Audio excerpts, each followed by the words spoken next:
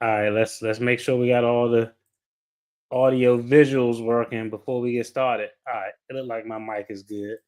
All right, my bad. Y'all caught me while I was chewing. This is like the first ever like live stream to an event that's actually going on in real time. I think I tried to do it once with like Diddy's first appearance or something, and that was an epic fail. But you all are going to get something that you normally don't get on this video, on this channel over here. I'm actually going. Let me see how long we on the video. I'm actually going to shut up. I'm actually going to shut up, not talk as much, so we can see and hear what is going on.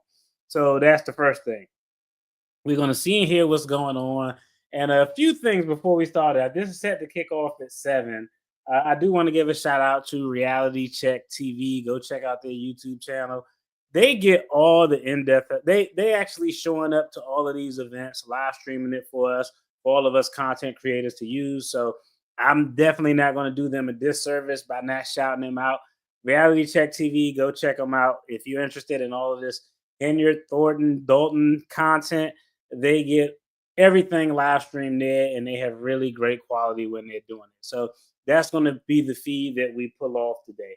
Now, in light of this being like the first real like live stream to a real life thing, I got snacks. I got granola bars. I got some water over here. I got this corner of my desk over here that's off camera is crazy. I got Gatorade. I got water. I got everything over there. But before we dive in, a few things. I had a few comments related to the video that I put out earlier today, related to the 5 things that I want to see with regard to.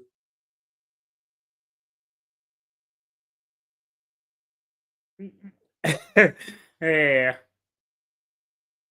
I will.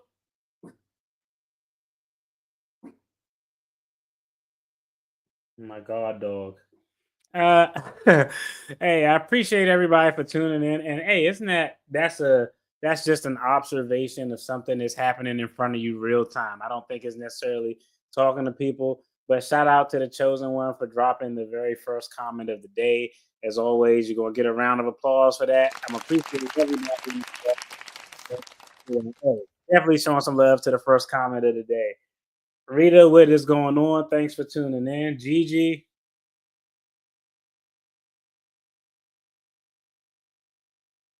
oh, I appreciate that. I know everybody like, man, you working for the ops. I'm like, bro. So I appreciate that, Gigi. Thank you. That actually makes me feel good. I'm definitely appreciate that. Yeah, yeah. The plan is to let the video go through so we can check out everything. So we can check out everything with as minimal commentary as possible. And for the folks who hang in there on the long run, after everything is done, I'll dive in. A few points I want to talk about. We got about 5 minutes before things kick off. Uh, One, I did a video where I pointed out the top 5, well, really 4 things that I need to see. And I got a few comments and questions on that video, and I thought this was a great time to answer. Uh, I agree, man. I'm over here on the losers couch with everybody else. Only one person sits on the winner couch, and it won't. It won't be me. It won't be me. Oh man, you such a hater. I appreciate it, man. I like that. So one thing is, someone told me that the first report provided a lot of detail because it told about how much debt that the village was actually in. And I do think that's a fair position. But I wanted to just kind of talk about the purpose of an investigative report is to be able to have some type of legal action, whether criminal or civil, against an individual target. And the example I used in that response would be, what point would it be for the DEA to do an investigation into the Sinaloa cartel to come back and tell us how lucrative the illegal sale of narcotics was for the cartel? That's a good data point, but no one gives a crap about it. The whole point of doing an investigation into the cartel is to find facts where you can put those facts to a specific individual target and walk it over to a prosecutor's desk and give it to them so that they can actually prosecute the case. That's point number one. Point number two is I'm just gonna be honest. I'm convinced that I know I don't do it as much now, but I think a lot of people just see the titles of my videos and look at them and don't even read them. So when the title to the videos come out, I actually don't create those titles. I kind of create a title and then AI app just kind of says, well, this is the best way to title this video based on all of these data points. But someone said in the video, I said, yo, Lori Lightfoot's investigation will fail unless she does these things. And the comment was like, I don't I have to disagree with you. Lori Lightfoot is a skilled prosecutor. I was like, I literally said that in the video. Like I literally was like, yo, she's been at the US Attorney's office for a minute, so she knows what she's doing. But these are things that I have to see in order for this investigative report to be something that's, panned out as final and to confirm the $400 an hour. The question I have is how much y'all think Lori Lightfoot billed for these services at $400 an hour? I don't know. This may have been, I'll be honest, $400 an hour is probably a little cheap. Maybe inflation, inflation is different in all geographical areas, but $400 an hour is probably a little bit of a deal because in doing this, if it's very detailed, like as an attorney, I could bill you for taking a case and making it priority, but I can also factor into what I'm billing you my inability to take on other cases. So that's something you got to kind of think in the back of your hand. But shout out to my guy Royster. Hey, he's the biggest hater on the channel, but I rock with you. Nah, they supposed to do it in like 1 minute. I'm jumping back and forth now to make sure that things are still on the up and up to catch as soon as it go live. Nah, she my fault. I apologize about that. I apologize about that. But I want to say she's still billing for it. It's just a preliminary investigation. Nobody has details in the preliminary investigation. That's why I didn't jump on here and beat her up and was like, "Oh yeah, preliminary investigation sucked ass," because it's preliminary. A preliminary investigation is just seeing if the allegations or the complaints or the whistleblower or whatever it is, however this information got to you, if there's a credible allegation of fraud. And if there's a credible allegation of fraud, then that preliminary turns into a full blown. So that's what they're doing now. So just stand by one moment. I want to make sure that this video is queued up and everything is good to go.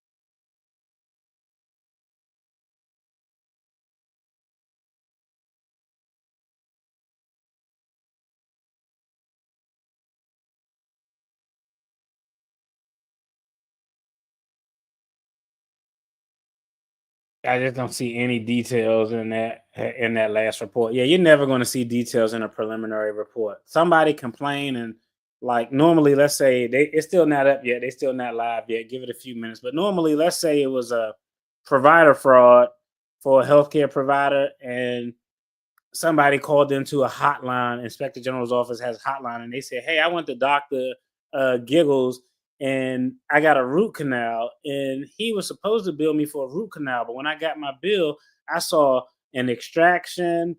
I saw five other things that are all supposed to be included in the root canal procedure.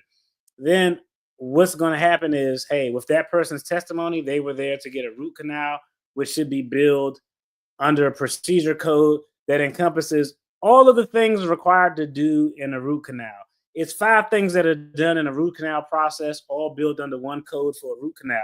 But what a lot of doctors would do, instead of billing all of those five things under the root canal billing code, they'll bill separately. We're going to bill for the extraction. We're going to bill for doing the impression. We're going to bill for doing the x-rays. And so they'll unbundle the services that should have been included in the root canal to bill healthcare, Medicaid, whatever it is, insurance company for everything independently. So you would get a complaint. With that complaint, what we would probably do for a preliminary investigation would be look at the billing data. We have a person here who said they went solely for a root canal. We have the person providing their paperwork saying that they needed a root canal. But when we looked at the data related to this healthcare provider's billing, it showed on the same date services to this person. It wasn't built for a root canal. He was built for 5 other services, which all should have been included in that root canal billing code. So a preliminary investigation is always going to be light. It's not going to be anything too heavy. You just trying to see, is there a credible allegation of fraud that we can, a piece of thread that we can pull onto to unravel this clothing to find out what the hell went on. Oh my! I appreciate that. Thank you, thank you. All right, let me check in to see if things jumped off yet. Yeah, I just stand. I'm muting it while I'm doing this though. So if you see me talking to the dog, I'm aware that the sound is off. I just got it on mute.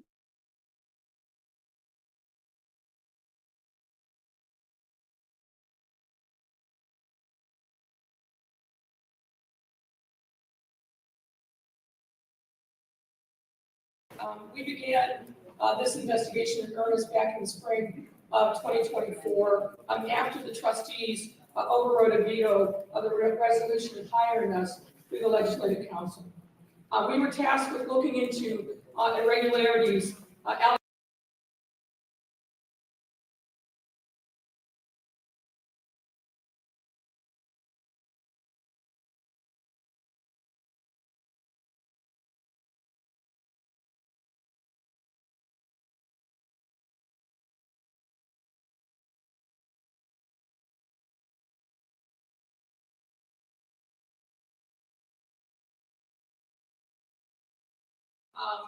We do not have subpoena power as an independent investigative team, which would have allowed us to obtain materials and cooperation from individuals. The village's personnel policies do not require cooperation with internal investigation. That could prove to be a challenge in this circumstance. And a lack of cooperation by some individuals led to delays, limited our abilities and scope of work, and ultimately limited the information that we were able to address. Real quick, she said something that we already talked about on this channel. She lacks subpoena power, so that's going to be an interesting point. I just wanted to say, I was setting it up when she said it. In the course of this investigation, despite these obstacles, we made progress in providing information to the trustees and to the public on the true financial condition of the village of Dalton, along with some other issues. And as a result of that, we're able to make some concrete recommendations, many of which the trustees have already adopted, on how to right the ship, to make sure that there are financial guardrails in the operation of city government, and to provide some other supports that would all be in favor of transparency and good governance. For those of you who don't know, we thought it would be important to give just a little bit of background about the village of Dalton. The village was incorporated in 1892, and according to the most recent census data, the population is approximately 21,426. The median household income is 58,706, and the village is approximately 91% African American. The village has a trustee form of government, which matters under the organization of the Illinois Municipal Code, and we'll talk about that briefly in a moment. The keys to the employees for the village, aside from the trustees, are the mayor, the village administrator, the director of administration, director of finance, and the staff accountant. Now, I'm not going to read everything on this slide. This is excerpts from the Illinois Municipal Code, but suffice it to say that the code really is a set of specific mandates on how a trustee form of government and other forms of government are supposed to conduct themselves. It provides things like there should be an annual appropriation, and ideally that is done in the first quarter of the village's fiscal year. No official can incur debt over and above what the budget is unless there is a 2/3 supermajority vote by the board trustees. There can't be entering into contract without a corresponding appropriation. The municipality must have an audit of its financial records annually. As you know, this became an issue. We'll talk more about that as well.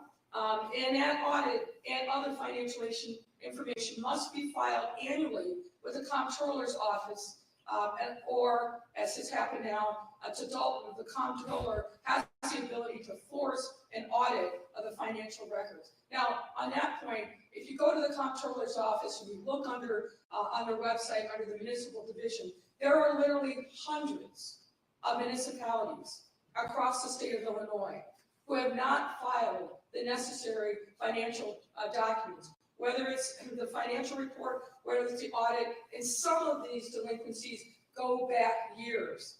But soon after we had our report in early August of last year, the comptroller's office suddenly paid attention to the village of Dalton and took notice, while other municipalities across the state have been delinquent in their responsibilities for years. One might ask, why is that so? Next slide.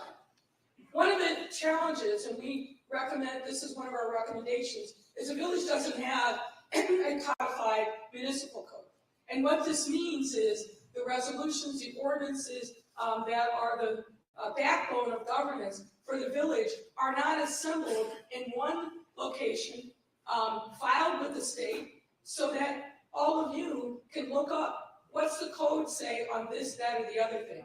This became something that we learned early on, which was a little bit of a surprise, but became another challenge to overcome in making sure that we had a true picture of what the rules and laws were that had been passed that govern the village of Dalton.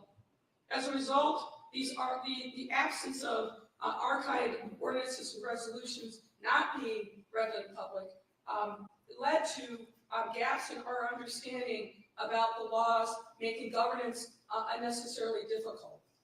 Next slide. One thing, given what you've heard and seen over the course of the last couple of years, the village actually does have a purchasing policy and manual. And it's very straightforward, as you might expect. The challenge has been, it hasn't been followed, and we'll get into details about that. But let me give you a little specifics.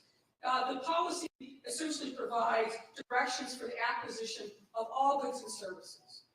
And when used with good judgment and common sense, as it reads, the quote, the policies and procedures conveyed within will allow the village to obtain required supplies and services efficiently and economically.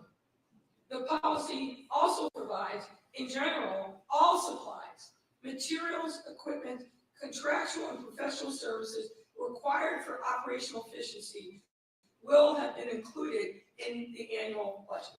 Next slide. There is in this purchasing policy set controls on who can authorize what at what dollar levels. As you can see from this slide, and department heads can authorize spending up to $1,000. Between $1,001 and $5,000, the village administrator can approve. And over $5,000, any expenses for goods or services over that amount must be brought to the village board for approval as set forth in the purchasing policy. The finance department is supposed to have a position called the staff accountant. That person is responsible for centralizing and overseeing the purchase of goods and services for the village, and to determine whether or not an item proposed to be spent, that there are adequate funds and proper purchasing procedures have been followed before any monies of the village are incurred. That person is supposed to be reviewing and initiating all purchase orders, payment requests after they are submitted to the finance department for payment. There's supposed to be centralized purchasing. That makes sense because in best practices, you want to make sure that there's not what we call rogue spending going on, and that the village is getting the benefit of its bargain by maximizing its buying power. The purchasing policy specifically says that those items are supposed to be uniformly purchased by the purchasing agent. And the purchasing policy also requires the use of purchase orders. Those are essentially requisitions for goods and services, and it's detailed there. Similarly, the purchasing policy requires that when a purchase order is issued, it has the same authorization requirements as other matters. 1,000 by department heads, 5,000 by, up to 5,000 by the village administrator. Anything over 5,000 has to come before the board for approval. Now, just to give you a little bit of context, we're going to be using this term as we go forward in this presentation. There's something called a warrant that is used that also dictates how municipal funds are spent. The warrant is typically created based upon invoices that are created by a vendor and submitted to the department head for approval. As we told you in August, there is no electronic process for the submission of invoices from vendors. Paper copies, typically sent either in by hand or by email, are sent to department heads for approval. They must then list them in an electronic payment system called My Viewpoint, and then that generates the items that appear on the warrant list. Based upon our investigation, there are essentially two kinds of warrant lists. There's an accounts payable warrant list, which includes most of the village's expenses, and then there's a second warrant list that's called the electronic list, which includes payments made by wire, ACH, credit card, or any other electronic or online method.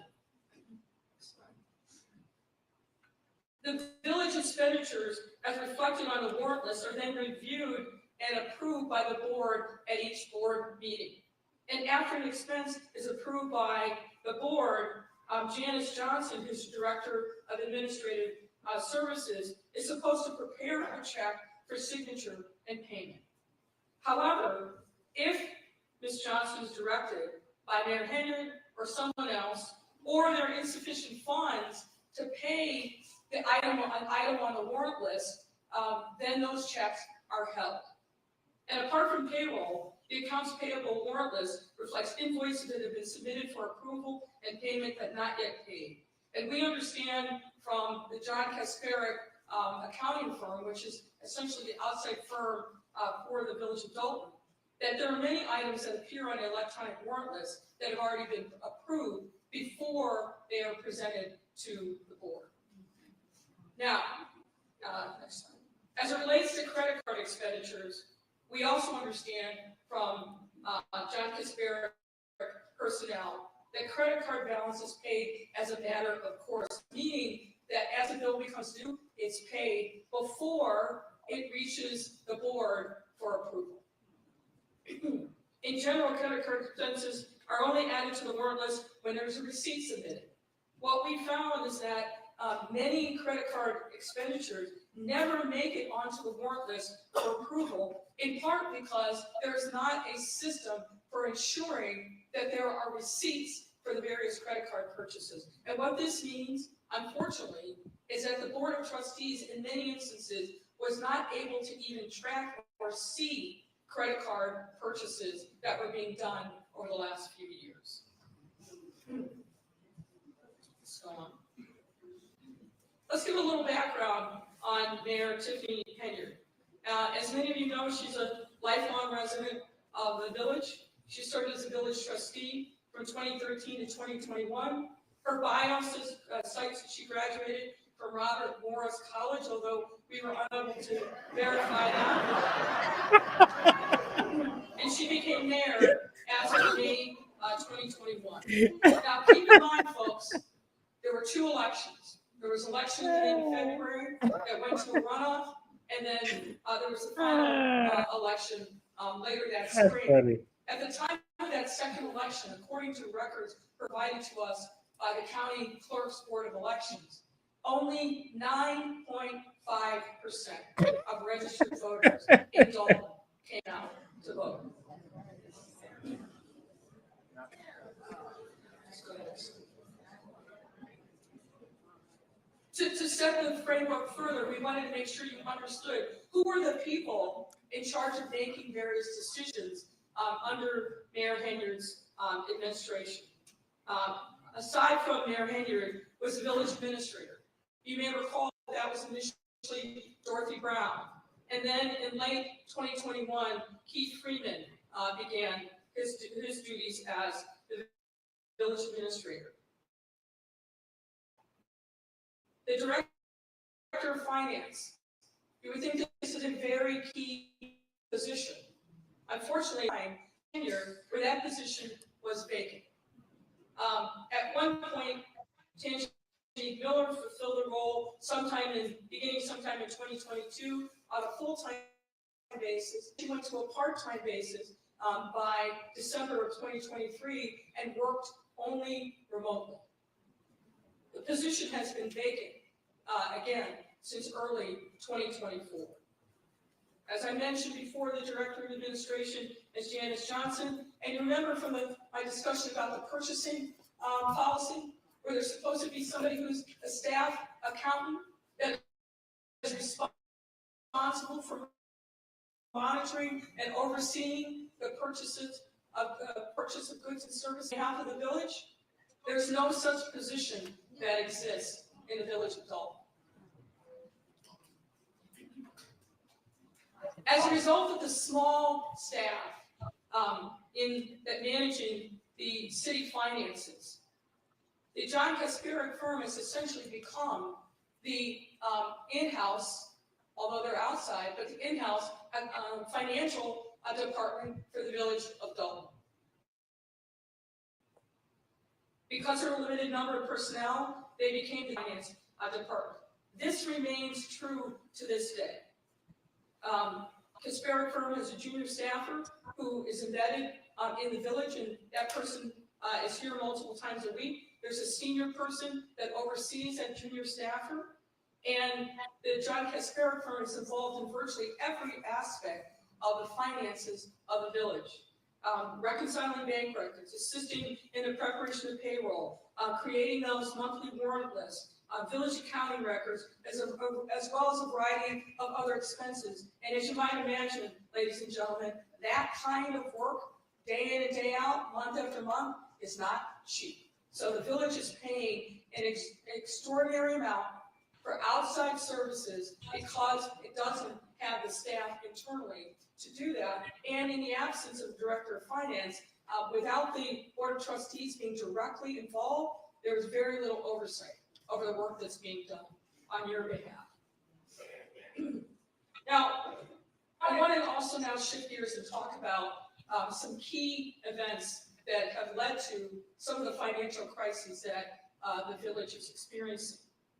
And what we found in our investigation, and that's based on a review of contemporaneous documents and witness interviews, that beginning at least as early as late 2021, there was a concerted, systematic effort on behalf of Mayor Henyard and others in her administration to hide the true financial condition of the village of Dalton from the trustees and from members of the public.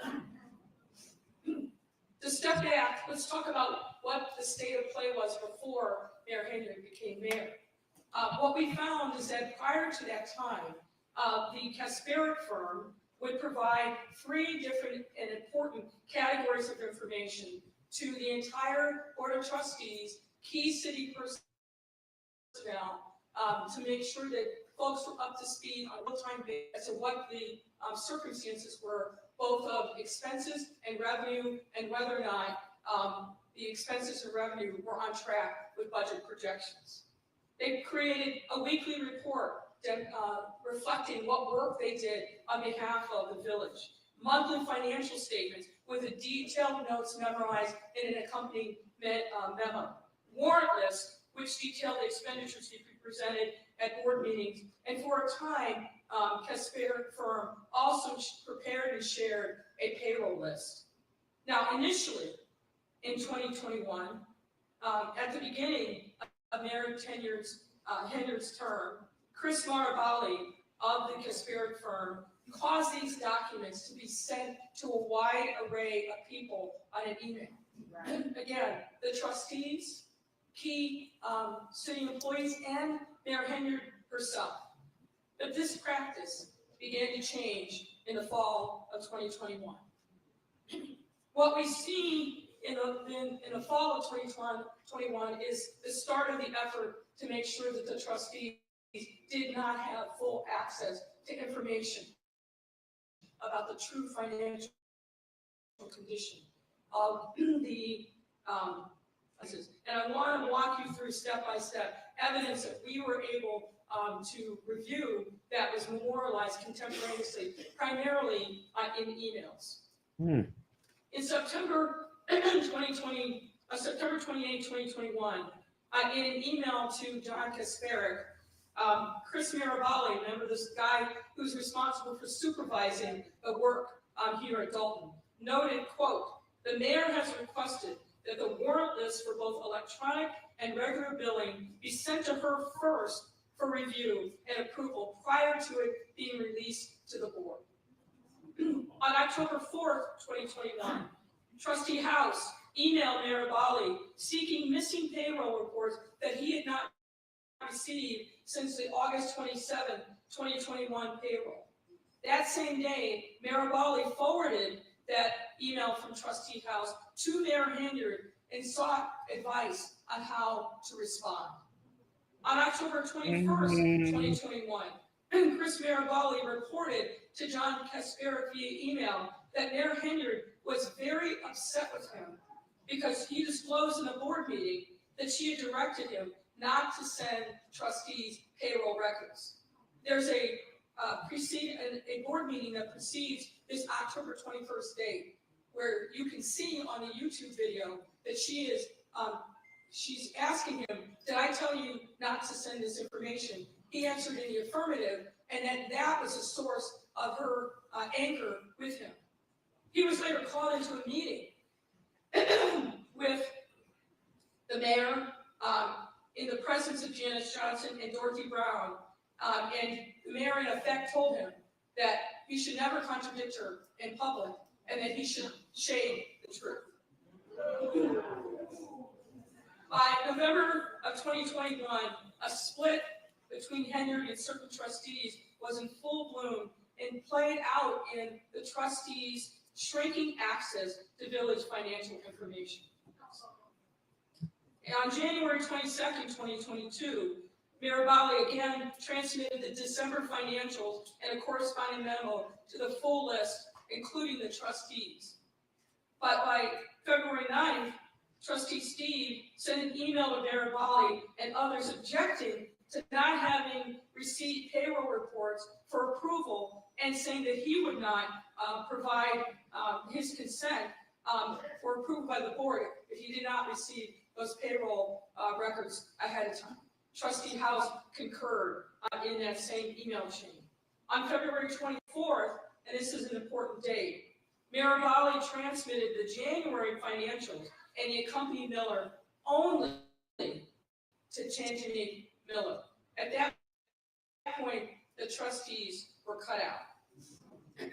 On March 9th, 2022, Mirabali sent his weekly report to the mayor, trustees, and others. The next day, Freeman admonished Mirabali and said, quote, "Chris, please stop sending these emails to everyone.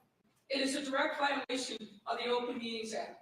Send this information to Ms. Miller and Janice," meaning Janice Johnson, end quote. I can tell you that the mere transmittal of information where there's no actual action being taken is not a violation of the Open Meetings Act. So in sum, by March 2022, the trustees were effectively cut off from receiving regular financial reports generated by the Kasperiak firm, which would have provided them with information on the true financial condition of the village, and they would have been able to see at that point that there was a significant increase in expenses, as we reported previously, while at the same time there was not revenue to match those expenses. Now I want to shift gear and talk to you a little bit about FOIA. Now, this is not a FOIA go in chapter and verse, but the bottom line, as many of you know, is that under Illinois law, municipalities are required to keep and produce the records of governance to anybody who asks for them, with a narrow set of exceptions.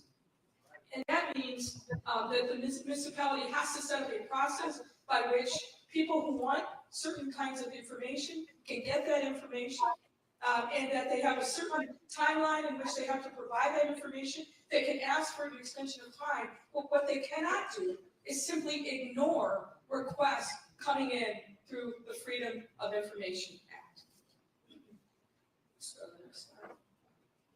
Now, from May 21st, from May of 2021 through September of 2023, based on our review of relevant FOIA records and witness testimony, there were a significant number of FOIA requests that came into the village. Most of these requests were ordinary type. People asking about particular addresses within the village, people seeking other information. But what we started to see in 21, and then it increased steadily over time, is people asking very specific information about the governance of the village, and in particular, asking information about how money was being spent. At the beginning of Mayor Henyard's tenure, Clerk Allison Key was responsible for FOIA requests. According to Clerk Key, when a FOIA request would come in, she and her team would review it, then they would send it to the relevant department. There were FOIA liaisons in each department, and it was their responsibility to look for responsive documents and then provide them to Clerk Key so that she could respond to the FOIA. The increased number of FOIAs over time posed a challenge given the limited resources that were devoted to FOIA. So what we saw is a very small staff, very few resources, and an expanding number of FOIAs that came in. There were not sufficient resources to be able to meet that rising interest in the governance of the village of Dalton.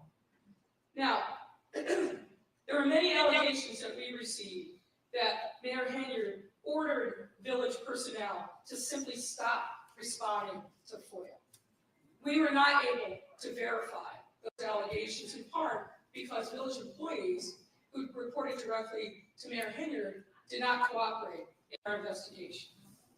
However, in April of 2023, trustees passed an ordinance intended to get the FOIA process back on track. And that ordinance read in part, quote, "Whereas the Board of Trustees finds that the village has experienced an insurmountable backlog of FOIA requests due to failures of village staff to respond to requests for information from the FOIA officer at the instruction of the mayor and her village administrator." The trustees obviously believe that that's precisely what had happened, which is that the mayor had instructed people within the departments not to respond to FOIAs. Now, despite the passage of this ordinance, the FOIA process didn't improve. And in fact, it continued to break down the non-cooperation of village staff, and many of whom simply, according to Clerk Key, simply stopped responding to her when she would send them FOIAs. And as a result, you know what's happened. Some of you, I'm sure, experienced it directly when you filed FOIAs. There were appeals made to the Attorney General. In some instances, people simply filed suit. Now, one key milestone that I want to bring to your attention is when Clerk Key was stripped of her jurisdiction over FOIA. As you can see from the screen, she received an email from Keith Freeman on September 7th, 2023. And in this email, I'll read the body of it. Dear Clerk Key, I am writing to inform you that you are hereby removed from your duty as a FOIA officer effective immediately. Your inability to process FOIA requests in a complete and timely manner has left us no choice but to restructure our process going forward. The village has redirected FOIA officer duties to another party, and as such, your services are no longer needed. I advise all department heads of the change. Now, I want to be clear that Clerk Key denies the various allegations in Freeman's email.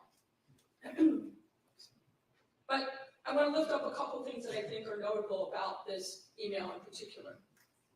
When you see the language, the village has redirected FOIA officer duties to another party. Note in this email, he doesn't say who that other party is.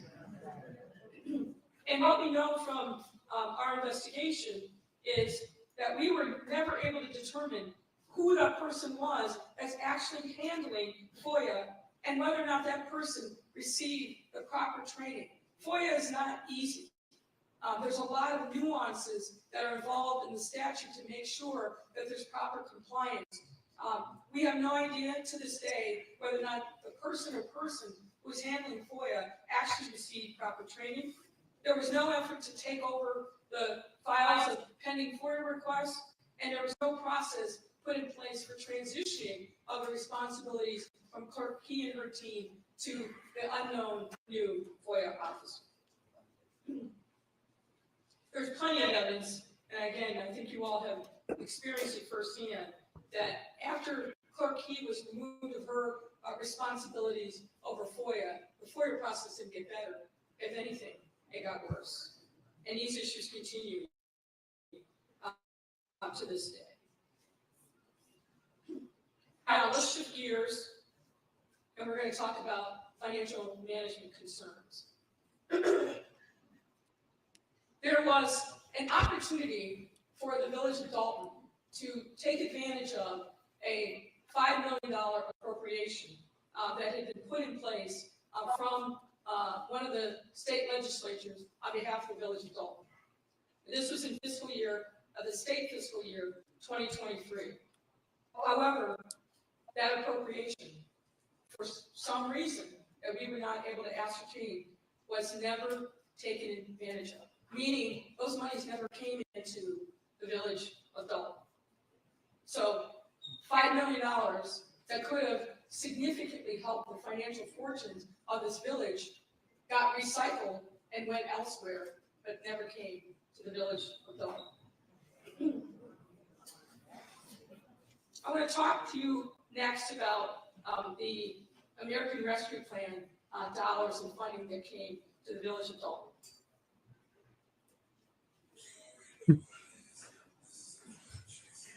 As many of you know, the American Rescue Plan was put into place by the Biden-Harris administration to help municipalities, cities, counties, states recover from the economic impact of the COVID-19 pandemic. And the village received an allocation through the state, which was appropriated in 2 tranches from the Illinois Comptroller's Office. You can see in this chart, the first tranche came in September of 2021, and the next big tranche came again in September of 22 for a total of just over $3 million. The U.S. Treasury Department had very strict reporting requirements on how municipal governments use those ARPA dollars. Somebody was supposed to be designated as the ARPA reporting person responsible for making sure that they were complying with U.S. Treasury regulations. The contemporaneous documentation that we have seen and confirmed in recent communications is that no one from the village actually took the responsibility to complete the reporting information. The access to the reporting portal was set up for Ms. Miller, the former finance director, but there's no evidence that she actually made the required reporting of how ARPA dollars were used here in the village. And based on the records that we have seen, there's approximately $1.7 million left of the ARPA funds, and it's held in a specific capital projects account. Based on what we've seen in the financial documents, the ARPA funds were used in a variety of ways, which you can see from this chart. As you noted, there's a big category of $481,379 called other expenses. This was used for a variety of different things, from construction materials and supplies, lawn care, pest control, utilities, sprinkler installation, but none of these things were specifically approved by the board. Now, at this time, I'm going to turn it over to my colleague, Amanda Kite, who's going to walk you through some more detailed information on the financial status as of October 31st, 2024. So now we're going to walk through and largely provide an update to the financial information that was presented back in August. And we've been provided records that cover the first 6 months of the village's fiscal year 2025. As of October 2024, the village's general fund, which is the fund that's used to account for the majority of the village's operations, remains in a net deficit position. However, the deficit position has decreased or improved from the information that was presented in August. And as of October 2024, the general fund's net deficit position is currently $2.4 million. Additionally, during the first 6 months of fiscal year 2025, the average monthly expenditures of the village have also decreased. Through fiscal year 2024, the village was spending on average $2.5 million per month. During the first 6 months of fiscal year 2025, that number is down to $2.1 million per month on average. Following along with that, I think it's also important to note that when we provided an update back in August of last year, which laid out many of these numbers and showed the village in really dire financial condition, the trustees immediately took action to address particularly the spending side of the ledger, significantly reducing the number of credit card access, working with banks, restructuring some of the expenses. So that accounts in part for the reduction in expenses.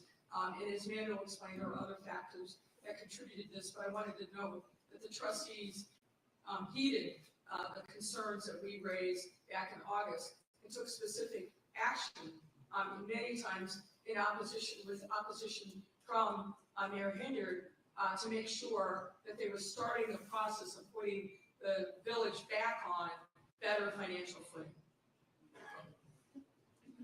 so following along with that, the decrease in expenditures.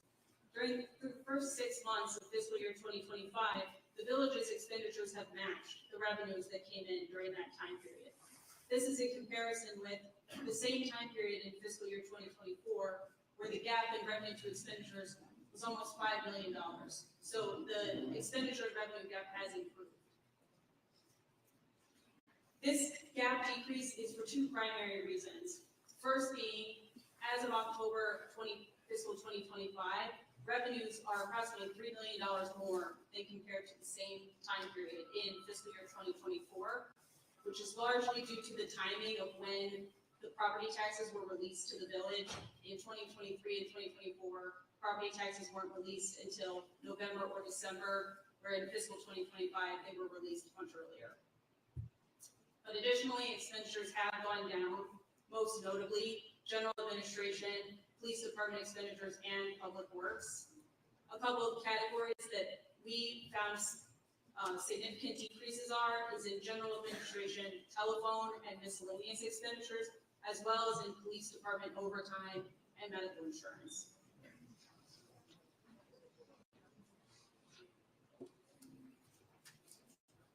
The village's cash balance has remained generally the same since the information that was presented in August. As you can see from the chart, as of May 2024, the general fund had an unrestricted cash deficit of almost $5.7 million.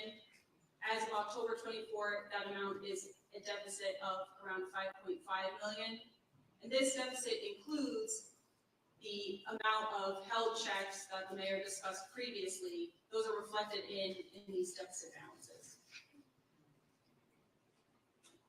Regarding those held checks, as we presented in August, since March of 2023, and nearly every month since then, a portion of the checks that were approved and printed have had to be held.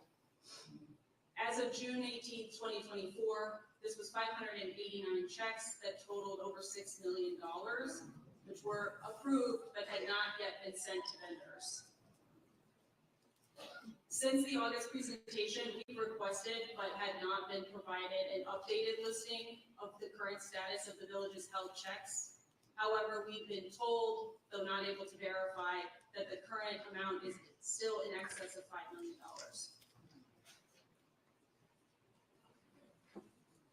Turning now to discuss the village's use of credit cards.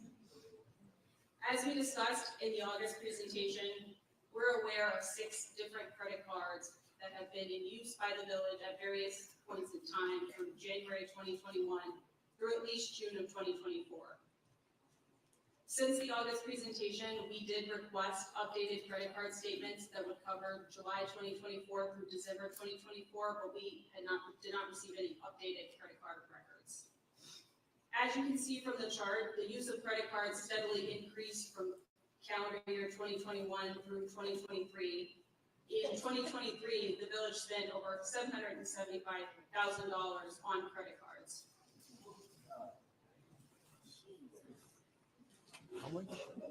As the mayor earlier discussed, oftentimes credit card expenditures have no accompanying receipts. And this credit card statements alone provide limited information about the credit card purchases. Given this overall lack of available documentation, it is not possible for us to ascertain important information about the village's credit card use, such as who made the purchase, was it an approved purchase, and what was the government purpose. This type of additional information is necessary to perform a complete investigation of the credit card use and to draw any conclusion about any individual purchase. That being said, through our investigation, we did identify certain categories of expenses that stand out, which the village may wish to pursue additional information to further understand the nature of the charges.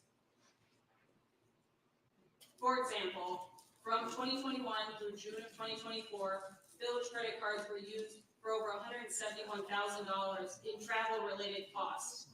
Things such as airfare, excess baggage fees, hotels, meals, rental cars.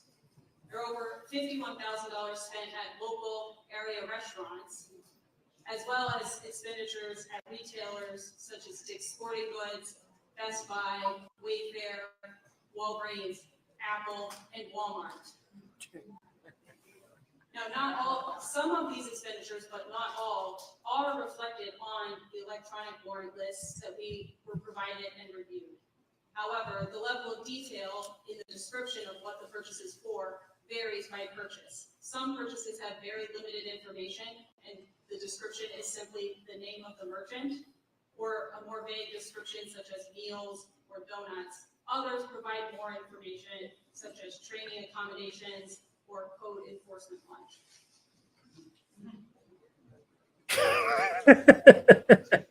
One area of our investigation where we were able to obtain detailed purchase information relates to Amazon purchases.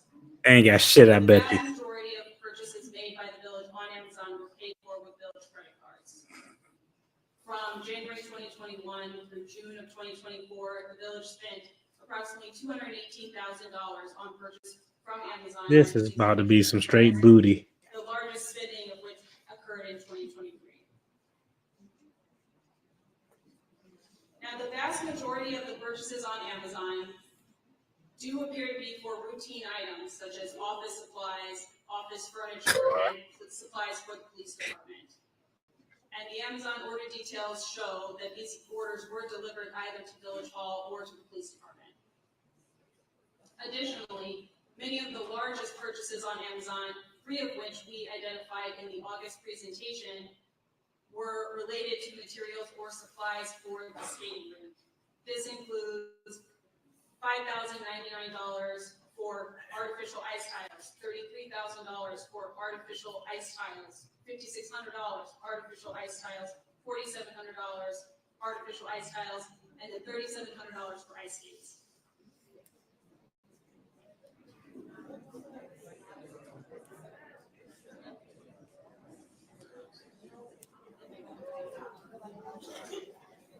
Ladies and gentlemen, let me just pick up and conclude on the Amazon purchases. The various routine office supply and office furniture purchases simply do not appear to be in compliance with the village's purchasing policy as we described. There appears to be no centralized purchasing or inventory control as required in the purchasing policy. So while we were able to see that these various purchases were delivered either to Village Hall or to the police department, there is no tracking system for what happened to them after they arrived here. And while Janice Johnson was listed as the originator for a number of these purchases, what we saw in the Amazon records is that there were 9 other purchasing sources identified in the Amazon records. So lots of people were charging things and purchasing them from Amazon. And we similarly found no evidence of the purchases related to the ice rink that were done in 5 separate purchases totaling approximately $48,000, that they were done consistent with the purchasing policy either.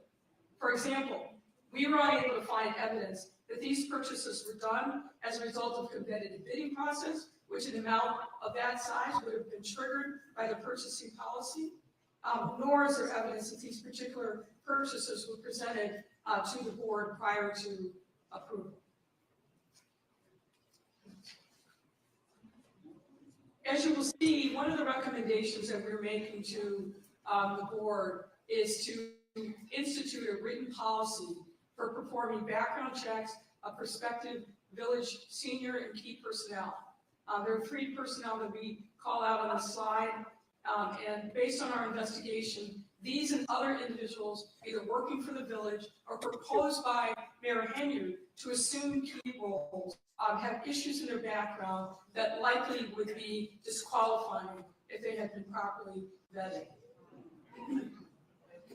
Now, I want to go through some of the consequences, because of course there has been consequences of all the things that we've already talked about. You can't have a situation where there are no financial controls, where the trustees are systematically excluded from finding out the true nature of the financial condition of the village, where there's a routine process of exceeding the amounts of revenue with expenses, some of which may or may not be for a legitimate government purpose.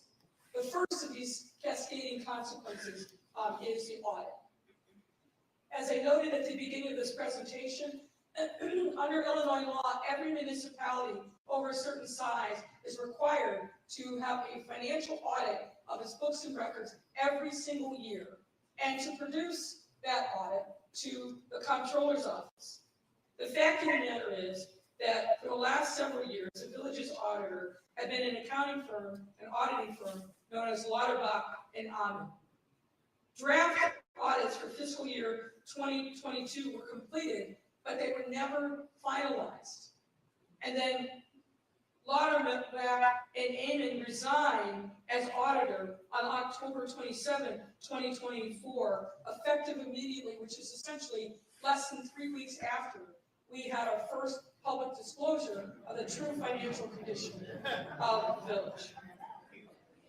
And on October 15, 2024, the Illinois Comptroller's Office notified the village that it was going to force an audit on the village for not complying with the mandatory audit reporting requirement.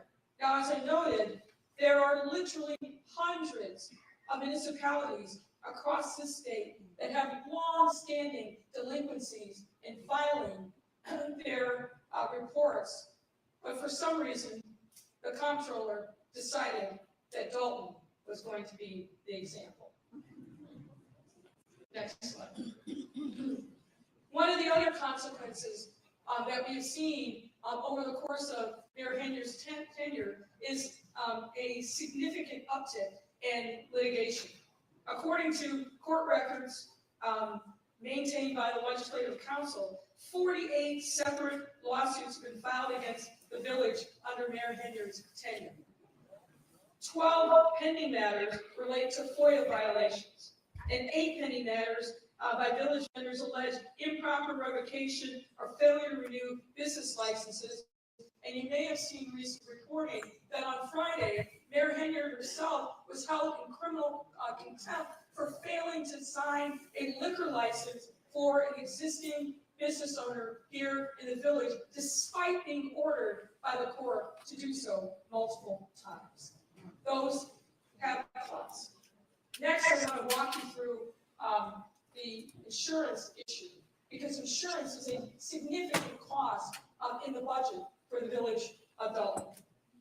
The village's insurance fees are primarily handled by 2 entities: an insurance broker, which is Insurer Source LLC, and something called a third-party administrator, which currently is Charles Taylor, TPA. In 2024, the village's insurance coverage became at risk due to late or non-payment of fees. The village's premium financing company sought to avoid its contract with the village. And let me explain what that means. There is a finance company that fronts the money for the village's various insurance costs, and the village pays it back on a monthly basis.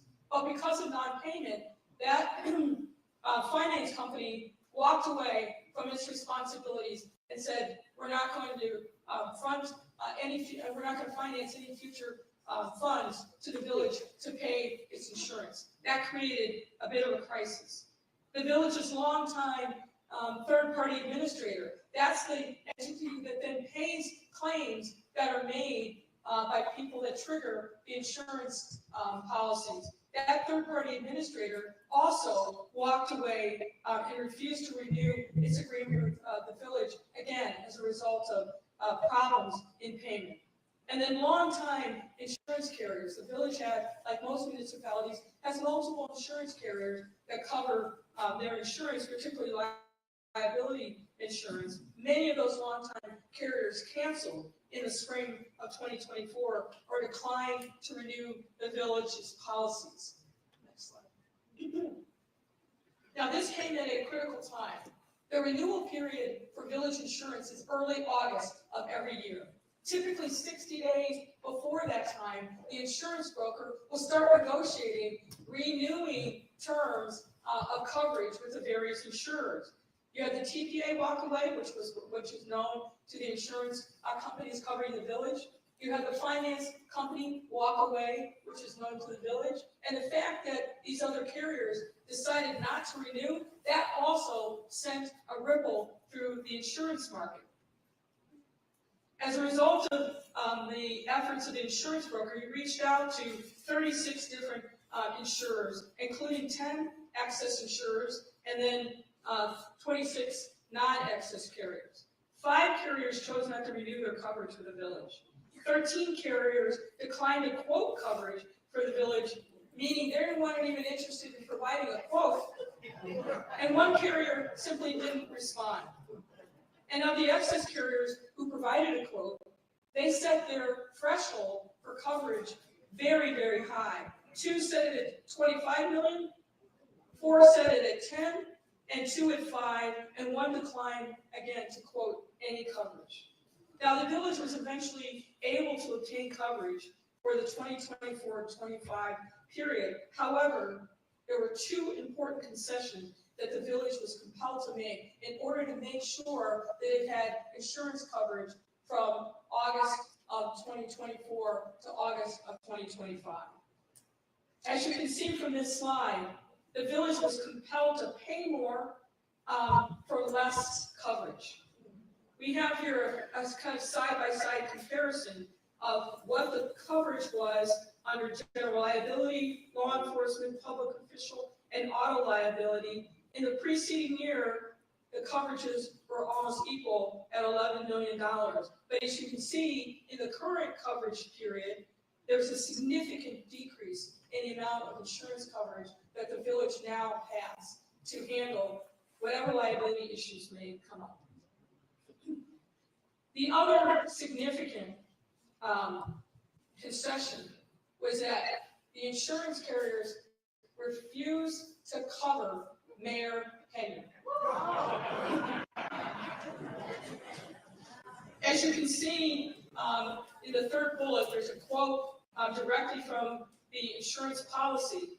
The insurer covers all elected officials, provides that as a separate part of its coverage, but specifically in writing excluded any claim made against any insured which is brought by, on behalf of, or against the following entities or individuals, and that is Tiffany Henyard. And the emphasis here was in the original. This coverage exclusion regarding Mayor Henyard also applied not only to the general liability policy, but also the law enforcement policy. Now, there are implications for the village given the cancellation of coverage for Mayor Henyard during this coverage period. Mayor Henyard will have to pay for all defensive costs related to her out of pocket, or the village could decide on its own to pay for her coverage, but it won't be covered by the insurance carriers. Now, Mayor Henyard would then be responsible for any judgments, settlements, or attorney's fees rendered against her personally, separate from the village. And there's an open question as to whether or not Mayor Henyard will participate in litigation that she has to pay for herself, and what that would mean for the village if she simply defaults, meaning doesn't show up, doesn't participate in ongoing litigation. So the absence of coverage has significant implications for the village and for the taxpayers of the village of Dalton. Other implications. The fire department. After 2 years with no resolution of a contract, finally in the fall of 2024, Legislative Council was able to reach a collective bargaining agreement with the fire department union, which a majority of the board approved over Mayor Henyard's objections. The village is currently in negotiations with the police department, but the challenge with that, negotiating that contract, is without audited financial statements. And you remember we said there's been no audit of the financial statements since fiscal year 2021. It's difficult for village negotiators to be able to project what revenues are going to be coming in so they know what a fair salary and compensation would be. Now, as we're winding down here, I want to cover quickly some other remaining items that I know are of interest to the public. And let's talk for a minute about the Las Vegas trips and the allegations against Trustee Holmes. There are actually 2 trips, one in May 22 and another in May 2023, where Mayor Henyard and a large delegation went to an economic development convention in Las Vegas. The convention was called Recon, and it was put on by the International Council of Shopping Centers. Financial records from the village and Thornton Township reflect that a number of people traveled to Las Vegas on both of these trips. And then the expenses of their travel, their lodging, their meals, and entertainment were paid for on village and township credit cards. There is no evidence that any business development opportunities came to the village as a result of either of these 2 trips.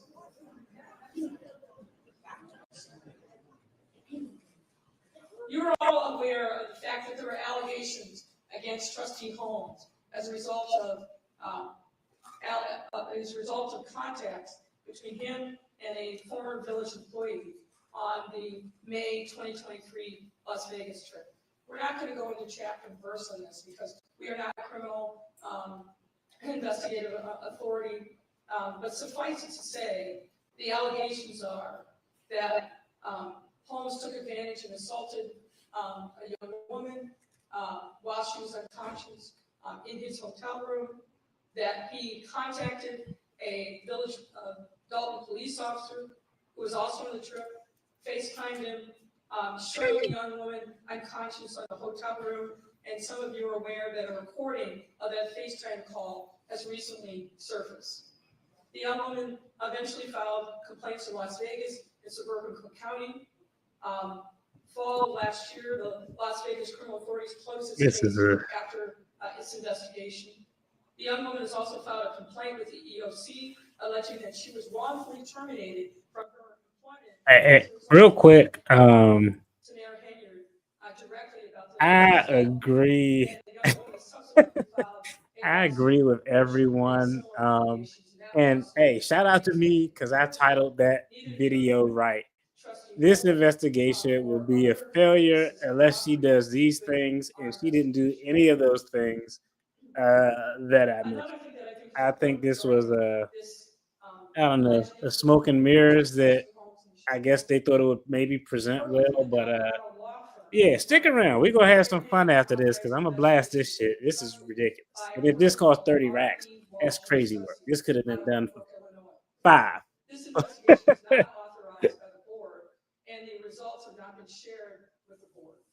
It is unknown to this day what the scope of the investigation was, who was interviewed, if anyone, what documents were reviewed as part of this investigation or its findings. The R.E. Walsh firm has refused to provide its report or otherwise answer any questions about its investigation because it's not been paid for its services.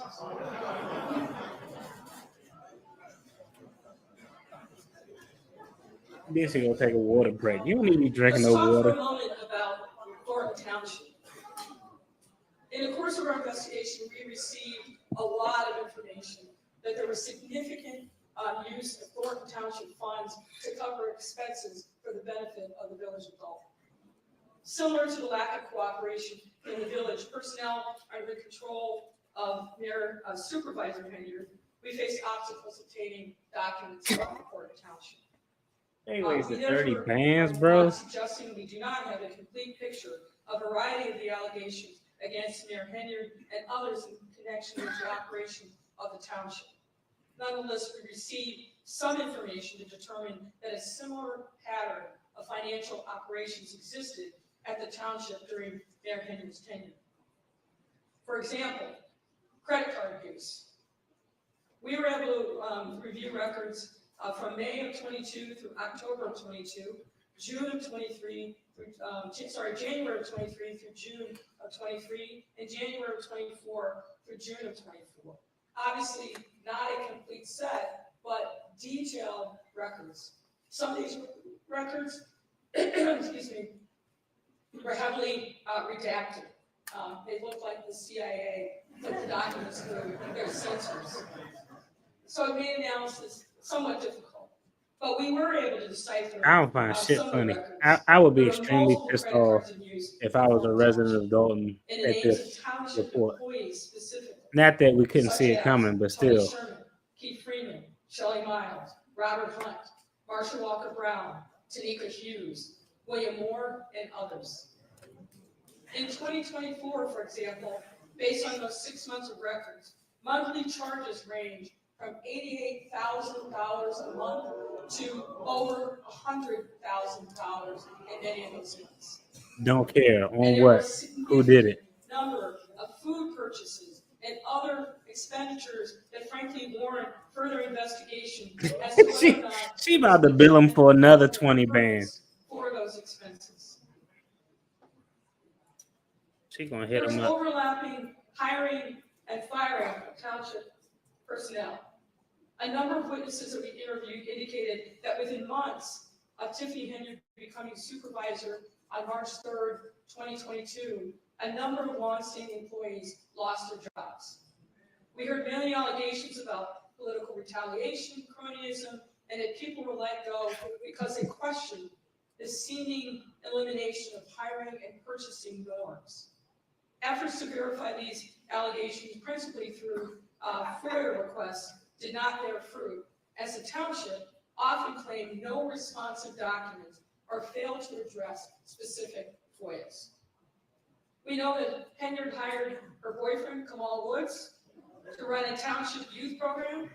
His personnel file, such as it is, contain very little information to justify this hire. Tanika Henyard also became an employee of the township. And Henyard installed her former administrative assistant, Carmen Carlisle, to fill a vacancy left by the death of a long-standing trustee. We we received information of various allegations of political retaliation. You are all, by this point, well aware of Henyard's treatment of Township Assessor Cassandra Elston that included locking Elston out of township offices and then later accusing Elston of abandoning her job. All of those things is well documented. We won't go into details. We were able to verify that longtime township employee Dwayne Thrash has alleged in a lawsuit. Damn, it's only been an hour. I feel like it's been 2 hours. Not because of competence or insubordination issues, as were later That's all right. into his personnel file. I'm about to have some fun. Once this wrap up, we're gonna have a good discussion. To agree to a plan to effectively let And then I'm gonna chop it up and put that in a separate video for the non-live stream on folks. which Thrash was one of 3 members. The title, The alleged plan Lori Lightfoot's investigation was asked. And then there's gonna be a picture of a doodle turd emoji and a peach emoji. This is crazy work. Can you guess? Thrash alleges that he would not agree to the plan and subsequently lost his Thornton Township employment in retaliation. Now, we have a number of recommendations. You're right. That we are making to the trustees. I'm not going to spend time tonight going through those. The trustees have them. But suffice it to say, there are obvious things related to finance. There are obvious things related to personnel. And some of these things, as I indicated, the trustees have already started to embrace and implement, particularly with respect to putting guardrails around the finances of the village. And with that, we will close. Thank you for your time and attention. And we got to. They clapping for this. This is crazy work. Now, as I said at the outset, we have passed out index cards. If you have questions written on them, pass them forward, and we will entertain some questions. Can Now, members of the Park District staff perhaps if they don't ask real questions, they should be like, yo, how much did this cost? If you have a card, hold And it you're up. telling us stuff Some that people come by. we can get from every person on social media. Literally, YouTubers have better Maybe coverage ask than what was them provided to here. That's probably the easiest thing. I hope they ask some real And questions. remember, if you'd like an electronic copy of this PowerPoint deck, please make sure you provide your name and your email address.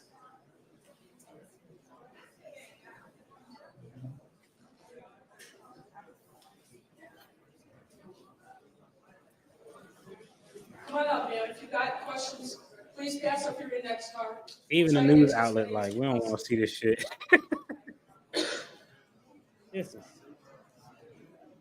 I hope somebody ask some good questions, y'all. Y'all at least deserve to ask real questions to her. Because I'm gonna just be honest. I think the taxpayers got finessed with whatever they paid her.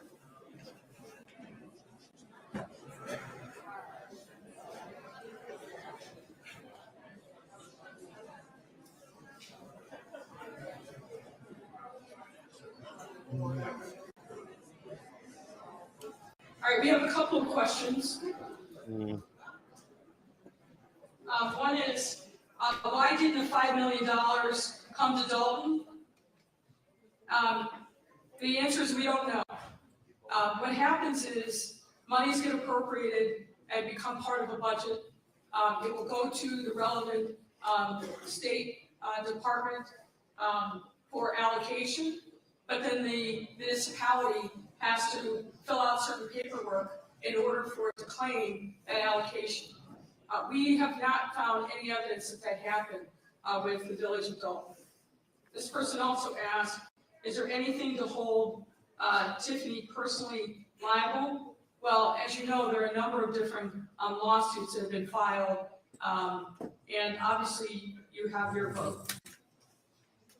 Next question is, if supervisor is uninsurable, how can she hold the position? Now, the insurance issue is with respect to her role as the mayor of the village of Dalton. We have no visibility into whether or not the insurance issue also applies to the township. But she can still hold her position, but as I indicated, with a lack of insurance coverage, it puts the village and the taxpayers potentially at risk. And certainly she would have to pay for her own lawyer, her own defense, if she is sued in the course of her duties. There's a question of who pays the services that are rendered by my colleague and I. As you recall, the trustees voted to approve the hiring of us, and that comes from the village of Dalton. Finesse. Bring me one more Crazy. question. Come on.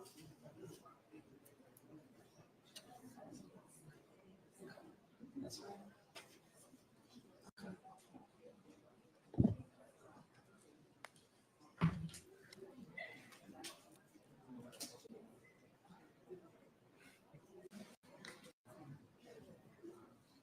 There's a question of whether the village will be able to get federal or state funding to bail us out of this mess. And the answer is, I think that's a matter that the trustees are actively pursuing. There's a question, have all of your findings been given to the FBI and any agency concerned? Maybe we all turn and wave to our friends in the federal government who are surely watching this live stream. They watching this shit laughing their ass off. What I will say is we have been in contact with members of the U.S. Attorney's Office who are investigating this matter. I know that the FBI has also been in contact with various people who have information about the allegations are here, what they intend to do and the timing of that. No one really knows except for them.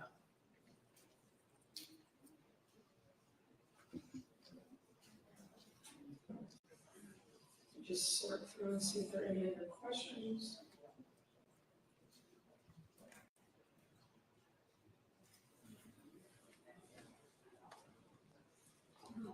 Someone asked if the $5 million grant was a mismanagement or theft, that we didn't get it. As I mentioned before, there's a process by which a municipality that gets an appropriation has to claim it. There's no evidence that that process was followed.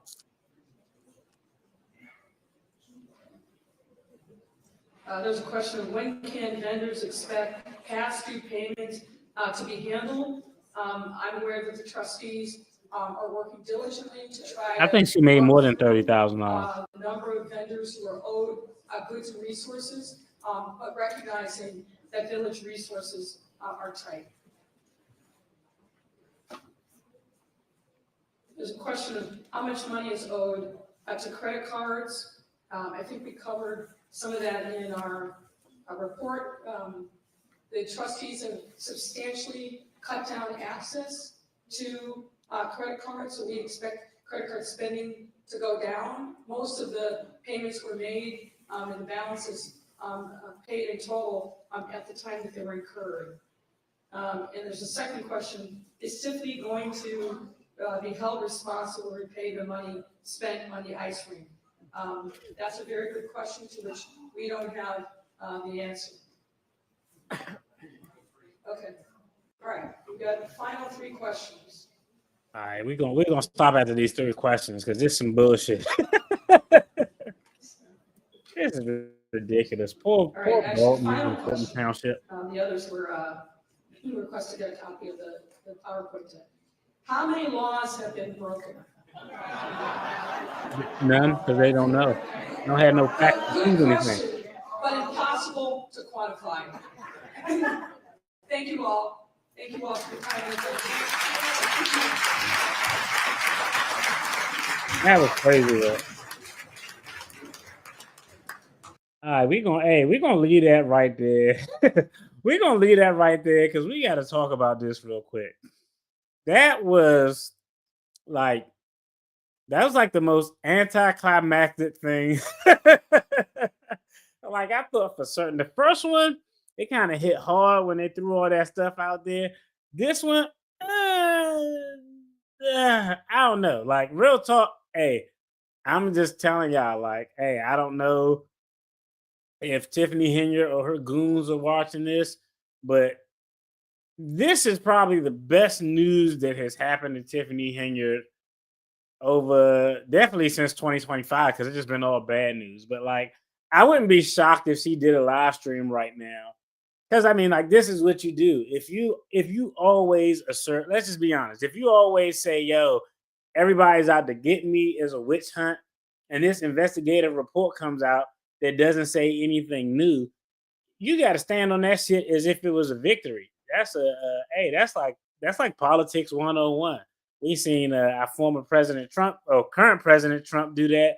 Like, hey, investigation, and hey, it's unsubstantiated. We couldn't nail down anything, but I think this was a colossal failure. Okay, I'm gonna just be honest. That's my personal opinion. I think this was a colossal failure. Let me see. Let's see. As a paid commercial, yeah. At the very least, it continues to highlight Dawn and Tiffany, so we would view this as a paid commercial. I agree. Yeah, I don't know why they were laughing at them lame ass jokes and like asking nah, like and I'll be honest, like I don't know what this costs, but at $400 an hour, 100 hours would be $40,000. I'm sure she built them more than 100 hours for this second part. So they probably spent like honestly, real talk, and she had like, hey, I'm gonna just be honest. Let's just be honest. We've seen Tiffany Henyard have attorneys of the other persuasion sitting beside her, and when the money ain't right, they move. So she actually paid to have somebody sit up there with her and do this. She probably built them like I don't know. It was definitely hourly. I would be shocked. I'd be shocked if her contract said I'm doing it for a flat fee. Like that's not normally how attorneys or investigators work, because if you're doing a real investigation, it's like peeling back the layer of an onion. Every time you look at something, you find more and more bullshit, more and more things that you got to look at, so you never know when it's going to end. So if you gave a flat fee, I do this for $50,000, and you start digging into files and asking people interviews, you could do $200,000-300,000 worth of work until you get to the bottom of whatever the hell it is, and then you don't want to go back to the well. So I seriously doubt that it was a flat fee. It definitely had to be brought to you by the podcasters just raised. I'm telling you, she like Tiffany Henyard isn't. I think it was said earlier. She's not the sharpest knife in the drawer. But if there was ever a time for you to stand on your soapbox and do a live stream, tonight would be the night, because I feel like I got it. This is the sound effect. This is the sound effect for that presentation.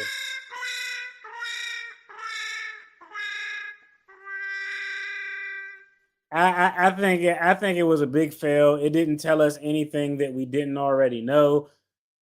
I do agree with a comment, and I think Gigi said this, if I'm not mistaken, and I've said this in several videos.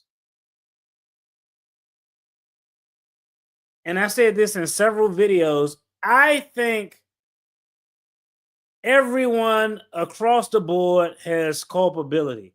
I think the trustees have culpability. I think Henyard definitely has culpability. I said this in other videos. I think everybody should be gone. I think the trustees should be gone.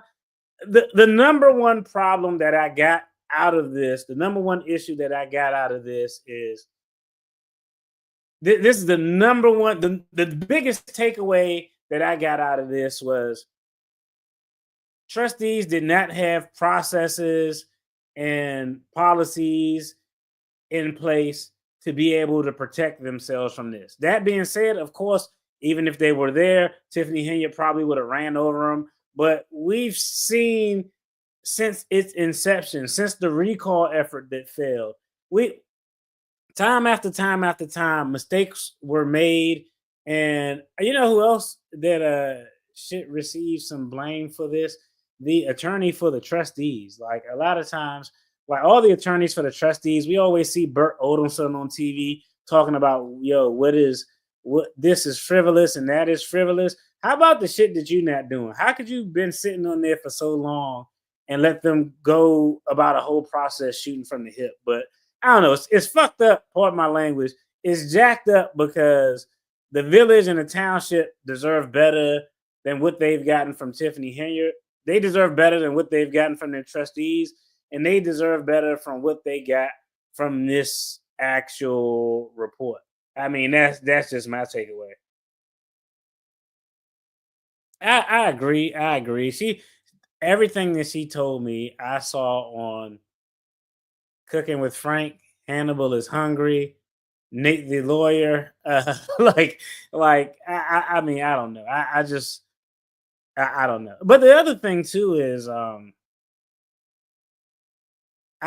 I this was easily identifiable. Like with no subpoena power, what the hell did you really think you were going to get? How am I going to do an investigation if no one is obligated to talk to me? Like, like that's you got 5 kids in the house, right? And you come home from a long day of work, and you get home, your favorite vase or vase, depending on what your economic status is broken. And there are 5 kids in the house. Now you know one of them did it, right? You know one. You're like, yo, somebody jacked this up. Who did it? If nobody say nothing, you're not gonna figure out who actually did it. The only alternative you got is to whip all your kids' ass. And realistically, everybody should have their ass whipped. And what I mean by everybody should have their ass whipped, a lot of people, more than just Tiffany Henyard, should really be losing her seat. Let's just be honest. I'm just gonna be honest. It is what it is. This final production. The good thing that I think about the trustees and this whole thing is their efforts to kind of rail in Tiffany Henyard spending did have some positive consequences. It reduces the overall uh, amount of debt that the municipality had. It reduced the spending that was occurring on a monthly basis. So that was definitely a positive point. But all in all, this shit was not appealing not appealing at all, in my personal opinion. Let me see. Yeah, she go. I'm telling you, I doubt her chances for re-election, especially after the report showing only 9% voted in the last election. Given all her scandals, I don't believe her percentages have improved. I agree with that, and that's crazy that the lack of participation in voting. Literally, like if like 5% more people voted, this shit could have all been avoided. Up to $30,000. Okay, it's interesting. I need to see if I can find what that agreement was. Whatever the agreement was, that wasn't $30,000 worth of work that was done. If you go to interview people and nobody talked to you, what the fuck are you billing for? I don't know. I could have. I'm telling you, yo, Max Solomon could have did that for 15K. I guarantee you, it came up with just the same amount of information.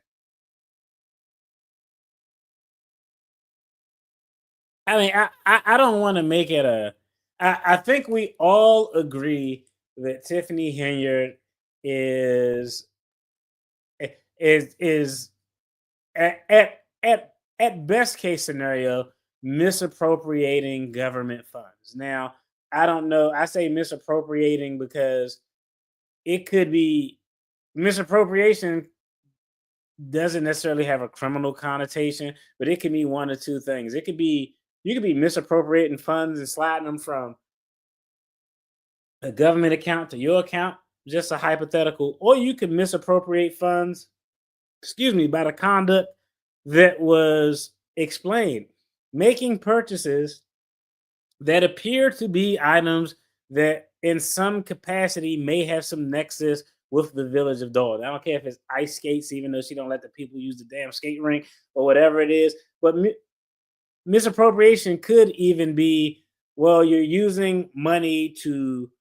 buy funds, but you didn't have the proper authorization to do it. And then that is a scenario like if that was the only thing that you could find, ain't nobody gonna give a damn about that. I mean, I'm gonna just keep it a buck with you. Lightfoot felt thought it was, I'm sure my federal friends are watching. I'm gonna just be honest, they watching and laughing at you.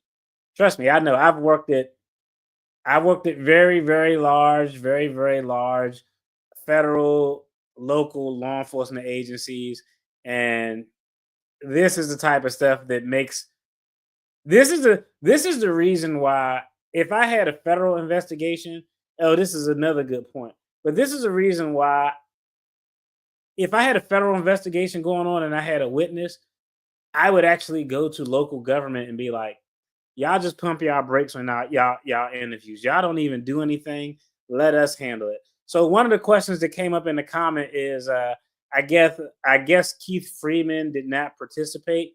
And honestly,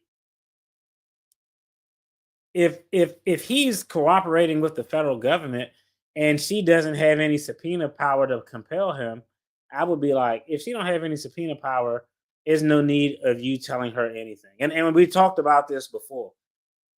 What benefit would it do Keith Freeman to talk about what information he has related to wrongdoing done by Tiffany Henyard? She said it in this thing. She is not a prosecutorial body. She has the ability to give Keith Freeman jack shit. She can't give him anything. So why would he even waste his time talking to her? Like, I don't know. Like, clearly he didn't participate because if he did and provided some information, she would have cited to that information. If he is cooperating with the federal government, I think it was smart for their case not to have him say anything. For what? What is the point of showing what your hand is to someone who can't do shit for you? Like, real talk, the federal government is not even going to request a copy of this shit. Like, I'll just be honest. Like, hey, I do this shit. The federal government is not going to be like, yo, let's go down there and get a copy of the Lightfoot report because that's really going to bolster our case.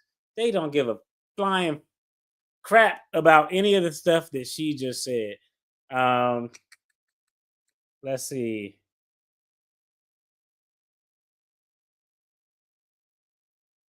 Yeah, I'm guarantee you, she probably doing a live stream right now. Oh, I appreciate it. I appreciate it. I appreciate it. Let's see. They would have done better waiting on the FBI. They would have saved money and gotten more info. I agree. Let's see. Now, this is nothing to give to anybody. If there was literally no information, and I said this in the comment in the video, and I probably pinned it to the comment. I said, it turned out to be the perfect title. The title: Lori Lightfoot's Lori Lightfoot's investigation will be a failure unless she does this, and she didn't do any of the shit that needed to be done. So typically, when you have a criminal investigation, and I talked about it on the front end, but you have a criminal investigation. The investigation is focused on an individual target, not the overall organization. Even though it's good to get information on an organization, you need to focus on an individual person who you can either sue civilly or you can pursue through state or federal prosecution. So once that investigation is done, the investigate and how it normally works is you'll have investigators. If it's white collar crimes like this, you'll have a team of auditors because you got to have some people who are going to crunch the numbers and they'll do the investigation.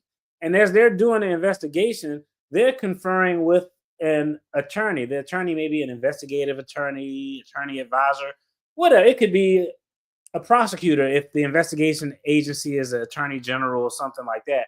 But the investigators, the auditors are going to do their investigation.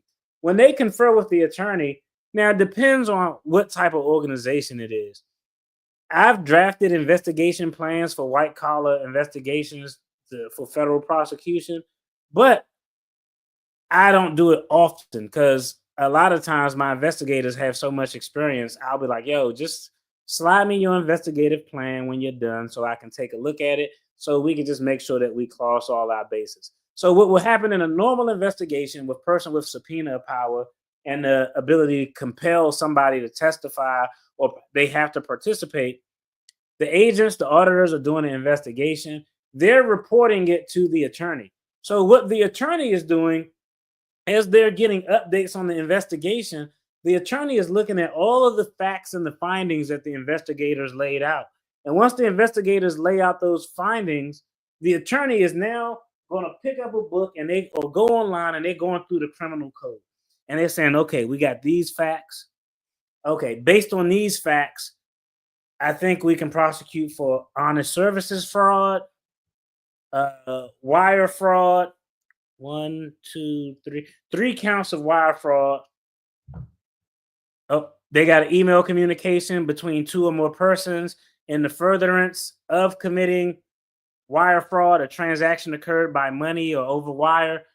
Conspiracy. So the investigation is being done. As the investigation is developing, the attorney is pointing out and identifying the things that they could charge based on the facts. Now, if I say that, hey, we can charge, let's say, I don't know, conspiracy to commit wire fraud. Okay. On April 24th, it looked like, just as an example, it looked like Henyard and Freeman had an email communication where it looks like they were talking about trying to facilitate the furtherance of a scheme to siphon off money for personal gain. Let's just say that's a hypothetical. As the attorney, when the investigator getting the facts, every crime that you're charged with, it has certain things you have to meet. A first-degree murder, an unlawful killing of another that includes premeditation or deliberation. So unlawful, yes. Is it an unlawful? Yes. Is it a killing? Yes. Is it of another? Yes. Does it include premeditation or deliberation? So that's 4 things. The last 2 was an or. But as the attorney is getting the facts for the investigation, if something is missing to prove conspiracy to commit wire fraud, then I would communicate with the agents and say, hey, okay, look, I think we got a case for wire fraud here, but I'm missing this piece of evidence. So I need you to tailor your investigation to see if you could get this particular piece of evidence that I need to satisfy this element so I can make sure we hit all of the elements on wire fraud. So then the agents will go back out and do their thing. Then once the investigation is done, the agents has all the facts. The attorney have outlined all of the criminal exposure that could potentially be there. Then the attorney, because normally the report of investigation is written up by the investigators. The investigator will slide that over to the attorney. The attorney may edit it. But once the report of investigation is done, that attorney is going to draft the pros memo. It's called the prosecution memo. All that memo says is, here's this report of investigation into target A, Tiffany Henyard, for example. The prosecution memo associated with this outlines all of the criminal exposure that Tiffany Henyard could be charged with. And not only does it list the charges, it would say Tiffany Henyard could be found guilty of 1 count of wire fraud to have occurred on or about October 24th, 2024. The elements of wire fraud are this: a communication across a wired means of communication to include phone, internet, anything like that, in the furtherance of a crime. And so it'll say she could be charged with wire fraud. These are the elements of wire fraud. Then it would show each fact in that investigative report that satisfies each element. So now I got the report of investigation. I got the prosecution memo. I put it in a nice little package and I put it on the prosecutor's desk. And that shit is a perfect gift. It should be gift wrapped. Literally, the prosecutor could read the report, then look at the prosecution memo and say, damn, okay, yeah, we can. They say you can be charged with 5 things. I think we could charge 3 of those things. Or on thing number 4 that I think we could be charged with, let's go back to the well and see if we can get a little bit more facts. But definitely we got 3 out of 5 so far. That's how this the process is supposed to work. But that shit is not going to make it to anybody's office because it didn't provide them any facts on anything. I don't know. I'm just be honest. Like, if it made it on the prosecutor's desk, it would probably just be for like entertainment purposes to laugh at how terrible it was. I'm gonna just be honest. She brought media attention, good and bad. The attention sheds light on others here in Illinois, not just the village. I managed my expectations. Hey, shout out to you for managing your expectations. I knew it was going to be sketch because she don't have any subpoena power. But I was hoping maybe she could get some cooperation. But hey, shout out to you for managing your expectations. I'm not shocked by the way it turned out, the actual outcome itself. Let's see. Mhm. Yeah, but the FBI don't care about anything that she has going on. The FBI literally on a light investigation, typically an investigative team would be an attorney, two agents, and maybe one auditor. And clearly the FBI would have a lot more information because I left one of the comments when we were watching the video. We already know that a grand jury has convened because the village has actually gotten grand jury subpoenas, which we actually went over in a video. And once you start getting grand jury subpoenas, it makes a hell of a large difference in the investigation. If I'm a federal entity and I'm investigating you without a grand jury subpoena, because one of the things we're going to need to nail this down is if funds were misappropriated in a criminal manner, we have to be able to see where those funds went. So we're going to have to look at bank records. Without a grand jury subpoena, if a federal government agency or government agency wants to subpoena your bank record, they have to provide you notice because of the Bank Secrecy Act. They can't literally the government can't just go look into your bank account without giving you notice. They have to say, "Hey, we want to look in your bank accounts. You have 10 days to respond and you can challenge it and potentially win that challenge." So they can't look in your bank account. But to avoid that, if a grand jury is convened, now the government can issue a financial institution a subpoena to go look at your bank account, and they don't have to provide you any damn notice because the Bank Secrecy Act doesn't apply because a grand jury has been convened. So the fact that a grand jury has been convened and they issued a grand jury subpoena, I think that there's steps.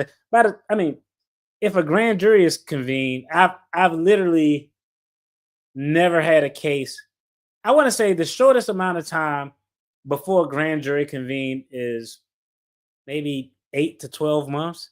If I'm convening a grand jury, I've already been looking at you for 8 to 12 months.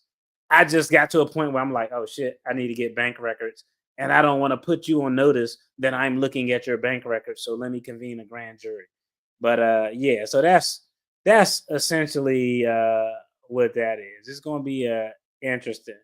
But yeah, I don't think FBI not gonna give a damn about this. Yeah, and they can't get receipts when nobody has to talk to you.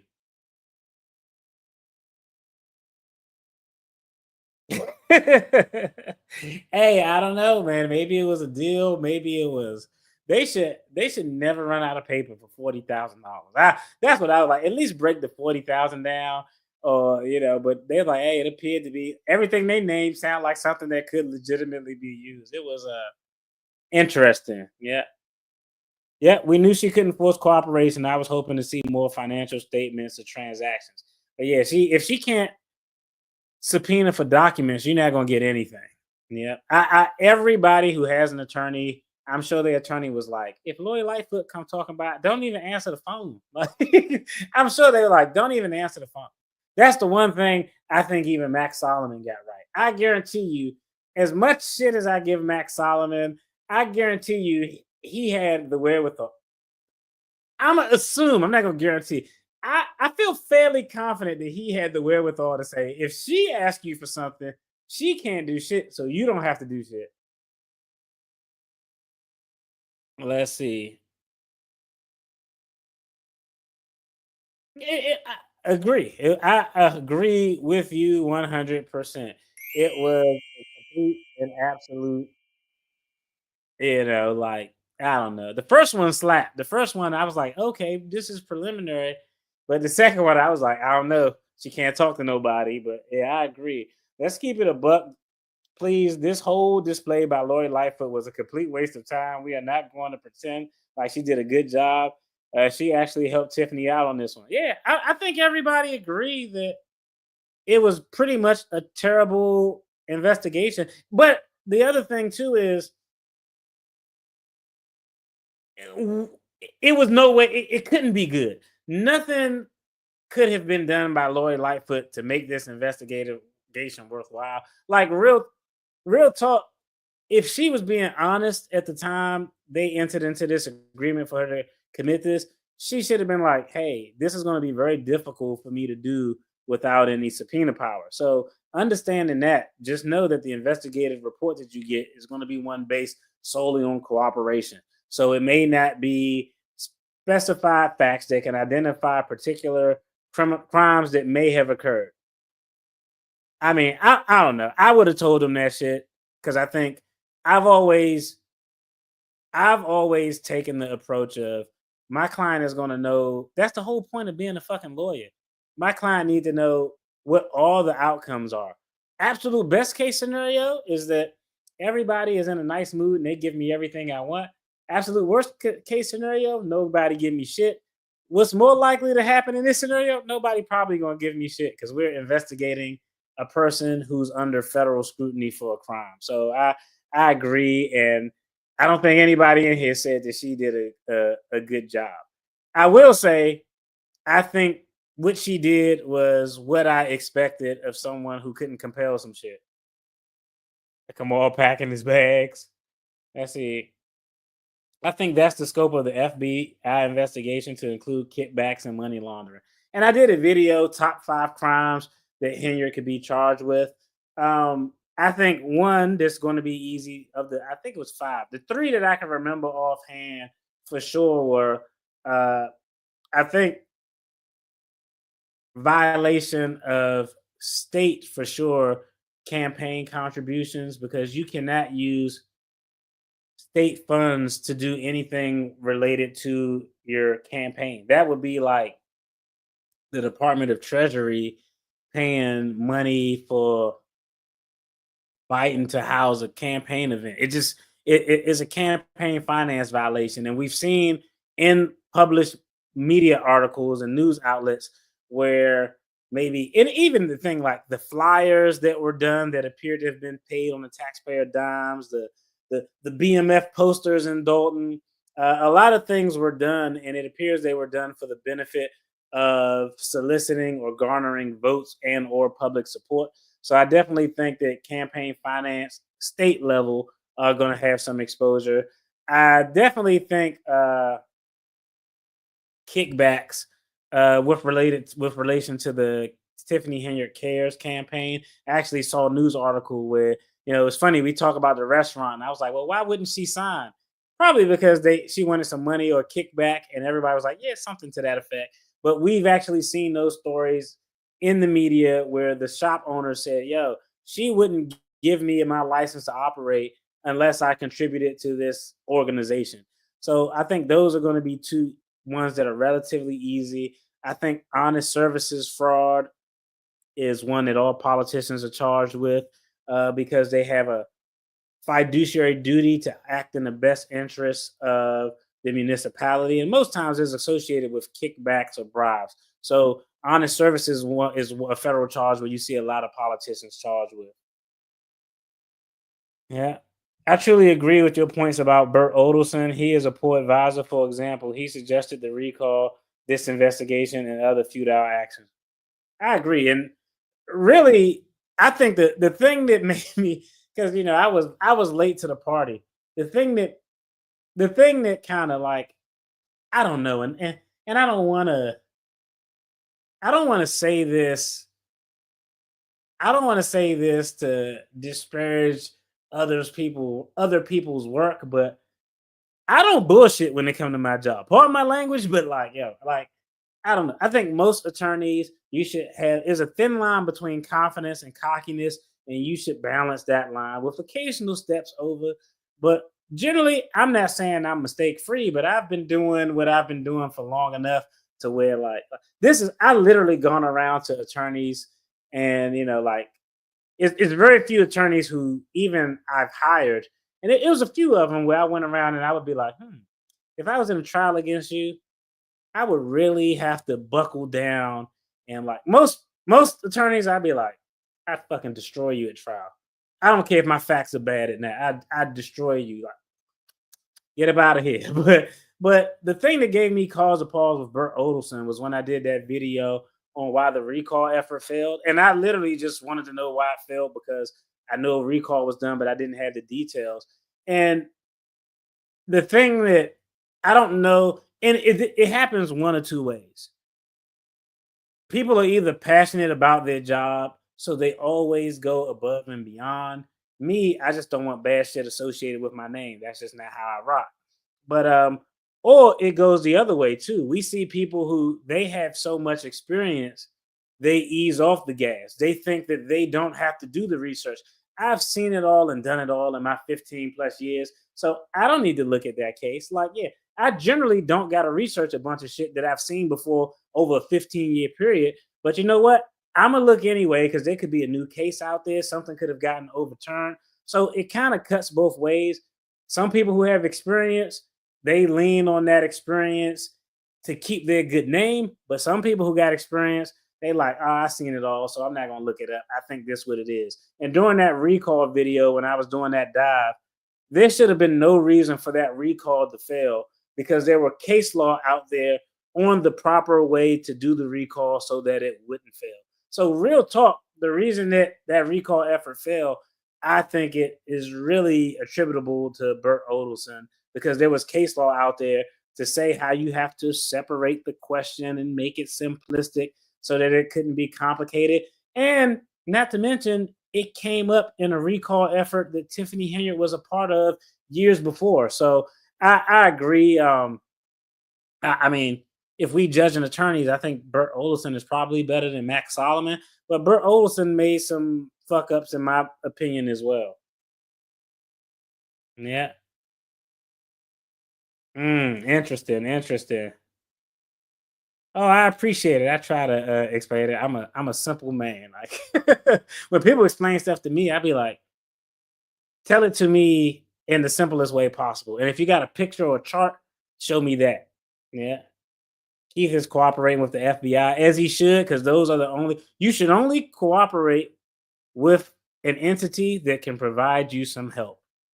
Lori Lightfoot, giving her what she want wouldn't do absolutely nothing.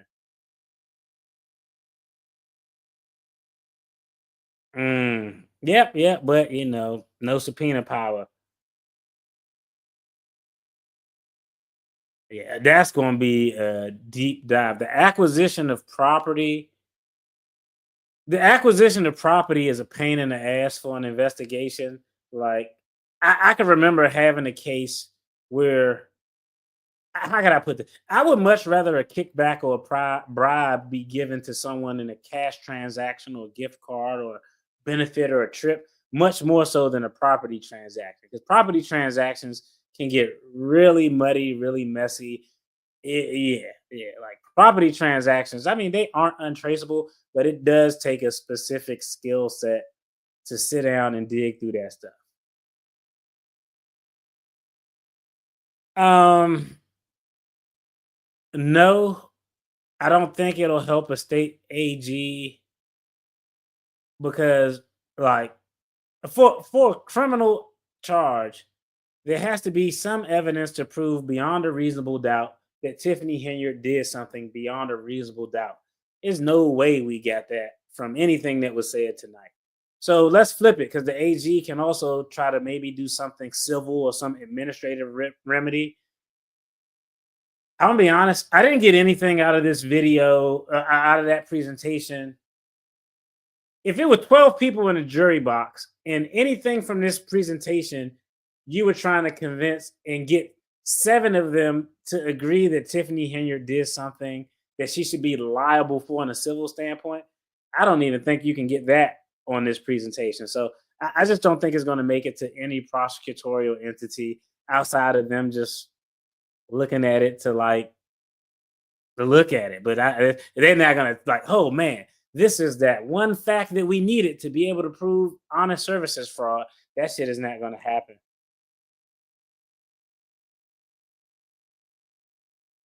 Yeah, he's working. That's hilarious. He's working with the FBI as a whistleblower. He's working with Lightfoot to be petty. Yeah, and he is actually left this in the comment because someone left a comment on my video on why this would be a failure, which I think it was. But it was about whistleblowers. Like in light of Lightfoot not having subpoena powers, would whistleblowers come forward? And it was an interesting thing because there's an age old adage that we use in the law enforcement, attorney, prosecution, defense world. Whistleblowers come before grand juries are convened, and co-conspirators come with information after.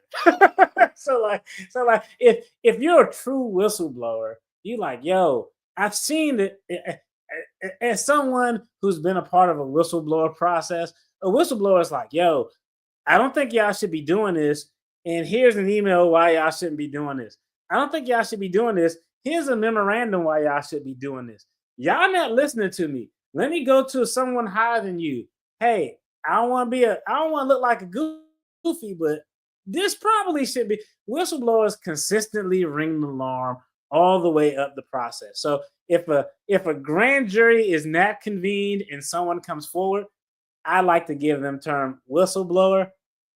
If a grand jury is convened, grand jury subpoenas went out, I like to give the term co-conspirator who is looking to work out a deal. But tomato, tomato. But I think is a big, I think is a big difference between an actual whistleblower and a co-conspirator who, like everybody, it's like having some people are popcorn clients, popcorn witnesses, and what that means is they don't do shit until you turn the heat up on them. Oh man, I got federal bankruptcy fraud charges.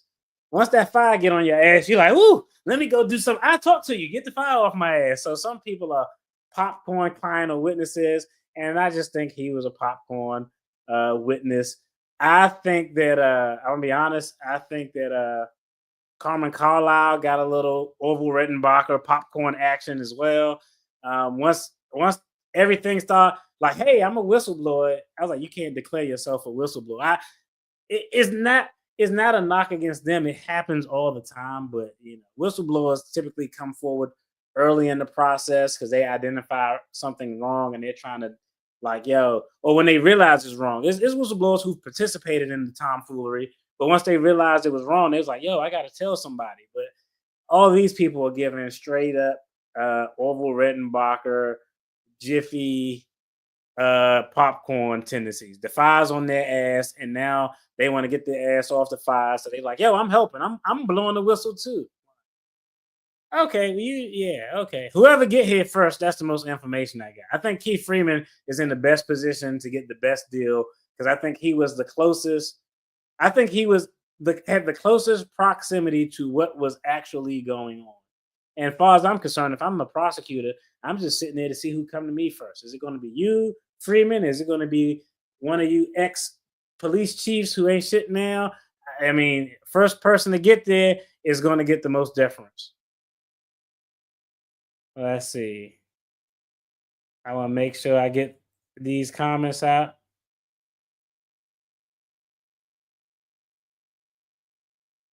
Yeah. And AGs have their. I really can't speak for Illinois because that shit is.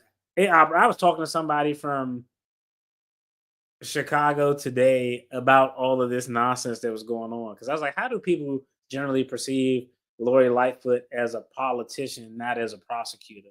I don't know if it was looked upon favorably, but yeah, the AG. If the AG didn't jump in and do an investigation now, they damn sure not going to jump in because of this.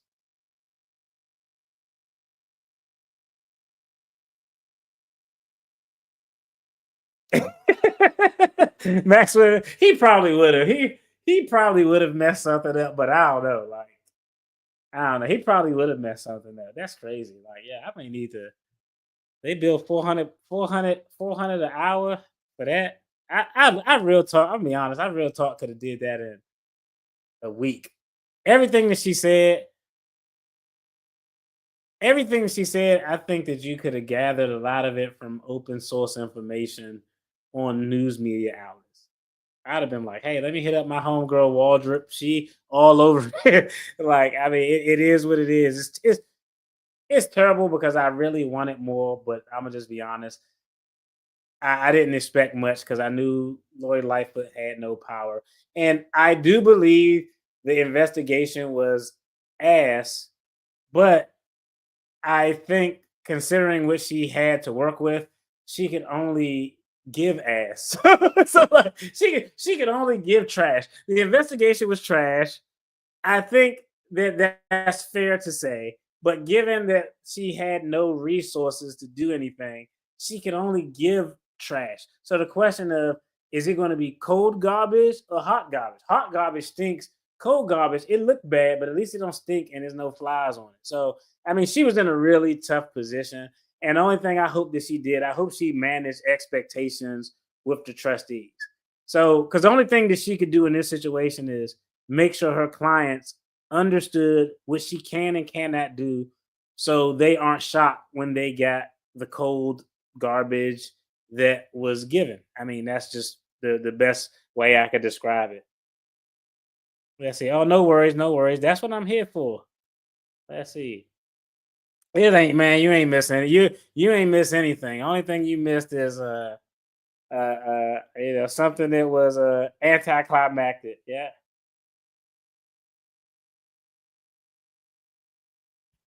All right. In your professional capacity as a lawyer, what do you predict they will find when they have complete access to all documents? You cannot outrun the documents. I would much rather I would much rather investigate Tiffany Henyard as opposed to investigating what happened in Vegas with Andrew Holmes. We talked about this before. In those types of cases, physical evidence, real talk, you got like 36 hours. You got like 36 hours to get all the physical evidence you could, and it's a wrap. But white collar crimes, the emails, the text messages, the deposits, the withdrawals, all of that shit stays there. If they have finance records, now, and we talked about this before. If they have finance records, assuming they have finance records of all financial institutions, I'm just going to be honest. Like, typically, if you're doing white collar crime, you have to commit the crime, but a lot of money is spent in actually laundering the money so that you don't get caught. That's the other thing. Like, if what good does it do you to go out and make, $200,000 a month illegally, but you don't have any way to launder the money? So you see people with the all the movies, they show churches, laundromats, cleaners, strip clubs, cash heavy businesses, but you have to have a way to launder the money. Realistically, let's just be honest, okay?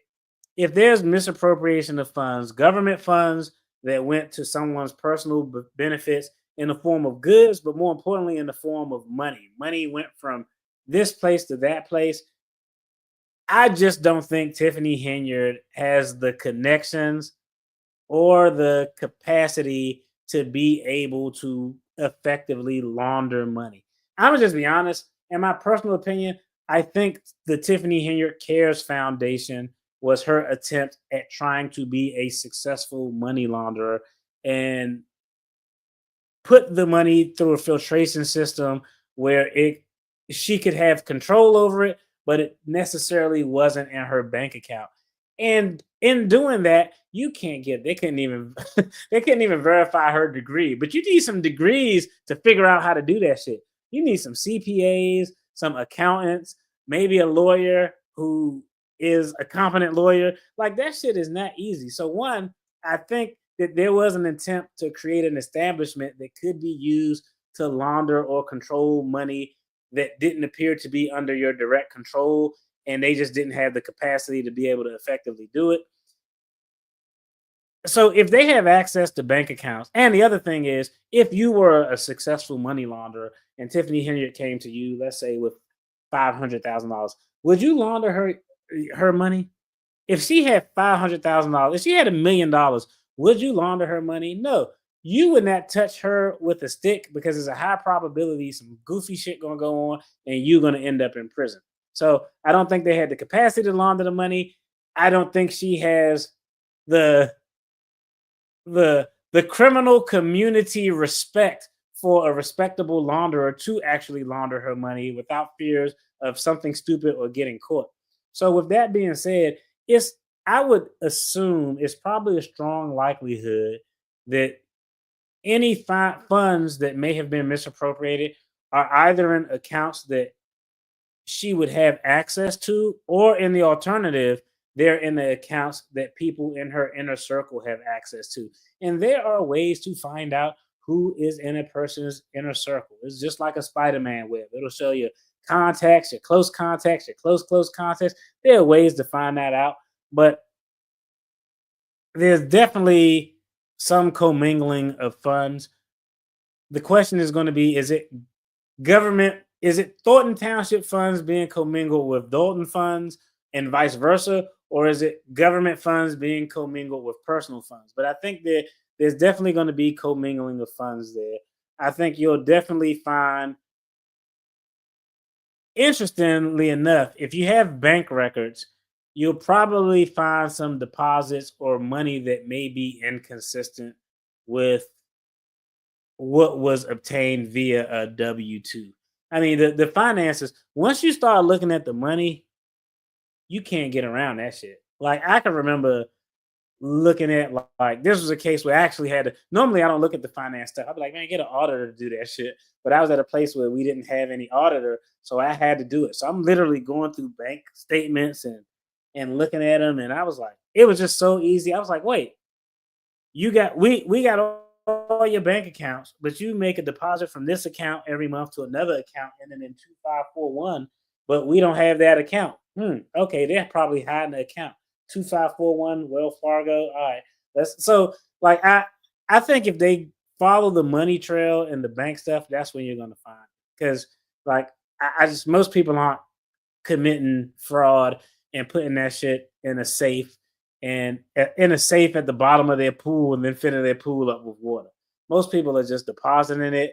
They're depositing it in goofy means. We seen some goofy ass ways people try to cover up bribes by getting postal money orders, all kinds of stupid shit. Criminals aren't that sharp. I mean, I guess fortunately for me, but it is what it is. Let's see.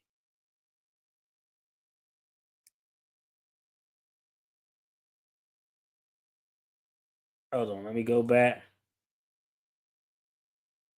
Until November 23rd? I don't know. When did the grand jury subpoena come out? If the grand jury subpoena went out, I can't remember the date on that subpoena, but whenever the grand jury subpoena went out, literally, I've never had a case.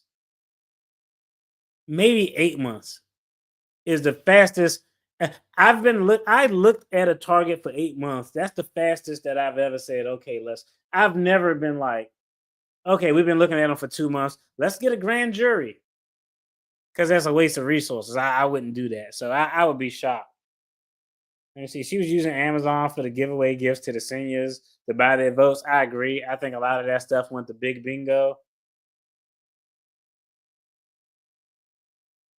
I don't know. He was probably just trying to keep his clients happy. Like, I, I think is a, I think it was a terrible idea. But he probably was at a meeting and the trustees were like, "We got to do something about this. Let's have an internal investigation done. Who can we hire?" But I mean, I don't know. I feel like any competent attorney would have told the board, like, "Okay, y'all can do an internal investigation, but she doesn't have the authority to do shit, so you might not get shit. But if you want to do it, but if I was a resident, I would be pissed at what the findings were because most residents, I mean, I know investigations, so once I realized she didn't have subpoena power, I was like, this is kind of going to be some garbage. But most people hear investigation, former federal prosecutor, former mayor of Chicago, you kind of like all of that stuff kind of sets your expectations high. So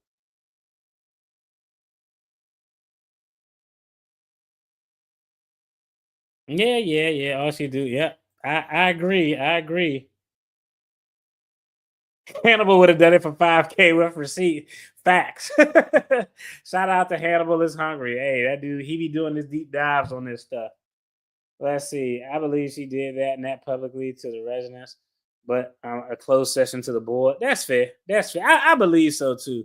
I don't think I've heard her credibility and her performance as a federal prosecutor has never been anything that has come under scrutiny from my standpoint. And I'm gonna just be honest, like in this game, former federal prosecutors who become mayors, they work with a lot of people. Everybody know everyone. Like I never a bad word. Now, politically, we can agree to disagree if she's a good politician, mayor, but that's up to that's depends on who's looking at it. But I mean, if she was a federal prosecutor that long, she has all the skills needed to be able to do this effectively. So I don't discount how she informed her clients. I think she probably erred on the side of caution. And that's the whole point of being an attorney. You want to manage expectations so people know what they're going to get. That's when the client get pissed off when they expect something and they don't get anything remotely close. Kenneth, I heard ice skates for skating, Rick, from Amazon without board approval. Yeah, and I don't even think somebody told me that she don't even let like the citizens use the ice skating rink. She only let them use it for like events she want to do, which is wild.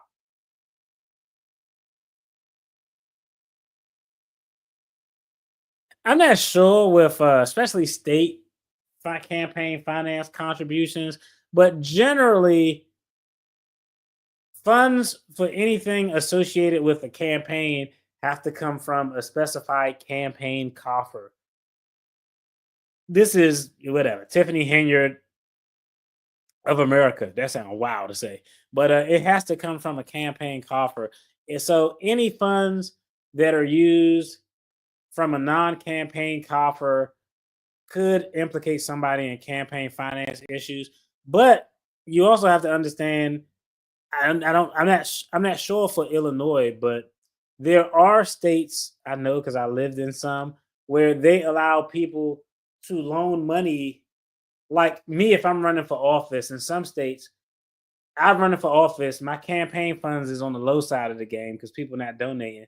But I'm independently wealthy, so I'm gonna take $500,000 of my money and loan it to my campaign. There are rules that in some states that allow people to loan money to their campaign to do stuff.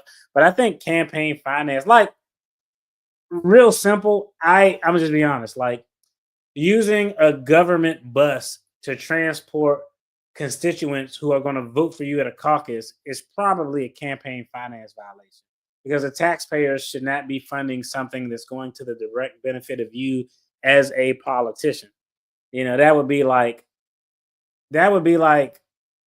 if Kamala Harris would have used FEMA buses to bus voters to the polls to vote for her. Everybody would have been like, "What the fuck?" Like, no, you can't do that. So I agree. Let's see.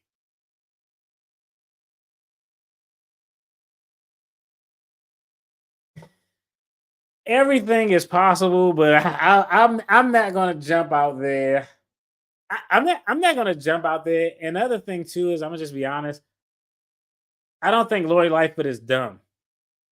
Like with the level of scrutiny that Tiffany Henyard has, and you getting 30, 40,000 dollars from doing this investigation, what benefit would it be for you to take anything under the table for Tiffany Henyard?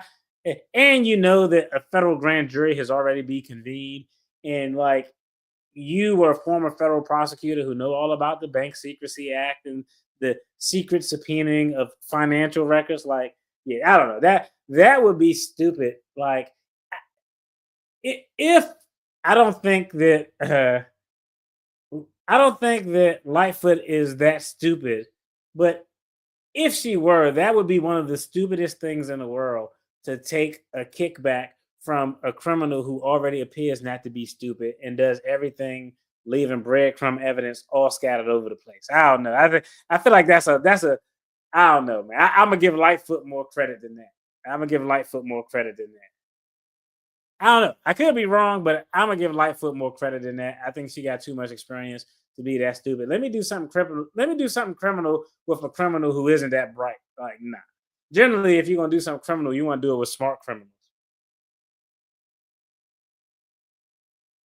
Oh yeah, yeah. I was shocked about hiring those with criminal. I agree. Everybody she hires, and but that's a power play. Everybody she hires, people want loyalty and they think that if you feel like I did something for you, you'll feel like you owe me. So if I give the food pantry guy a $30,000 raise and he probably only got a $5,000 raise, $10,000 raise over the past 4 or 5 years. I essentially, he owes me. I put him in a, I changed his financial position. $30,000 will change your financial position. You may still be bad with money, but $30,000 is a significant pay bump. Taking on a police chief who has a checkered past and some sketch shit to put him in a position of power where he's getting compensation. They A lot of people do that shit because they think that a person is obligated now to, hey, I secured your loyalty through whatever I did for you.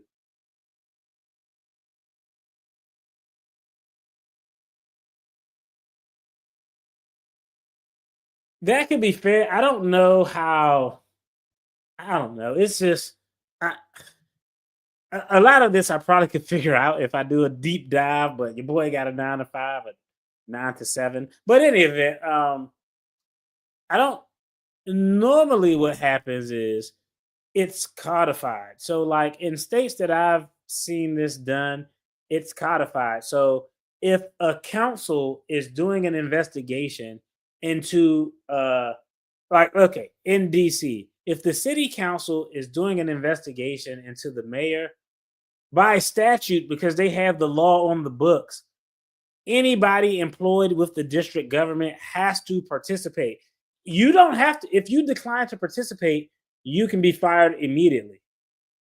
And I can remember being in a situation where like I interviewed somebody and after I interviewed them, they like left and went to the private sector immediately because now they're no longer employee of the municipality. So I couldn't hold that leverage over their head. But most places is actually codified in the law that if an investigation is done by a council, the equivalent, or the city council is the equivalent of the trustees, that you have to participate if you're an employee. So the mayor, all these people involved are employees. They would have to participate. And if they didn't participate, it would be codified. They could lose their job immediately without receiving anything because that's a condition of your employment. So, yeah, I'm not really sure how the determination of who has subpoena power is done. Most times that I've seen it done at this level of government, it's already codified. So if you don't participate, you ass out and losing the job. And if somebody came to you and was like, "Hey, tell us what happened, or you're gonna lose your job," you could be like, "Oh, I'm telling what happened. It was all her. She did." Especially if all you're doing is pointing at somebody else. So come on now, don't do me like that. Loud room reacts. Hmm.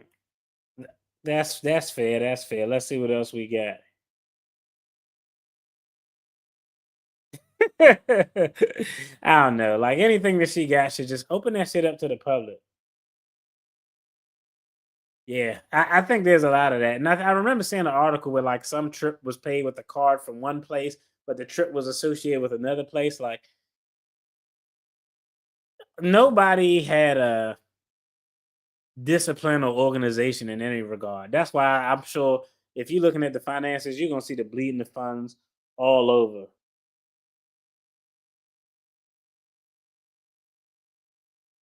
Mm. I don't know. I think Adams might get that pardon though. Adams, hey, I agree. Ray Nagin, Kwame Kilpatrick, all they, hey, I agree. They all go to. But the other thing too is, and I don't think this is not a reason for the feds not to look at it. But most times when it's a very large municipality, if it's like the mayor of DC, if it's the mayor of New Orleans, Detroit, like those are really large. I mean, they have huge budgets and all of that stuff. So those guys get the utmost priority. I don't know if Eric Adams is going to go though. Eric Adams, I don't know. Eric Adams is playing the game right, and Trump just pardoned like all of those January 6th guys. Just like they were like, "Oh, we're gonna do it on a case by case basis," and he was like, "Nah, that's too much work. So, whatever, just pardon him." So I think Eric Adams is playing the long game for a pardon, in my opinion. Hardest to investigate, the toughest to litigate. Even if you're litigating a white collar crime case, this sounds crazy, but it's hard to present to a jury Because like it's easy if we having a trial and I'm like, yo, he went to the corner and he shot Paul because Paul owed him money from a drug transaction. That's like really easier to follow. When you got all these fucking documents, and especially if it's a trial, like if you were actually doing a trial and you got all the records, man, this trial would probably be like, it would probably be something crazy like, let's say on the low end, 4 or 5 weeks. Having a jury sit for 4 or 5 weeks just feeding them this form, Exhibit A. Did you sign this? It's just so boring, and jurors get mental fatigue. And it's just so fucking taxing.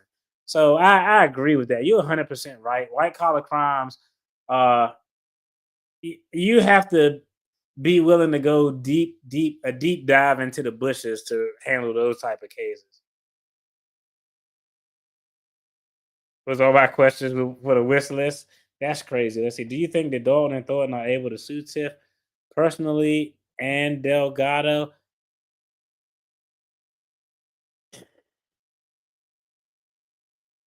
Well, typically, that's generally what'll happen if, let's say, she was criminally charged with federal crimes and theft of funds and all of this stuff.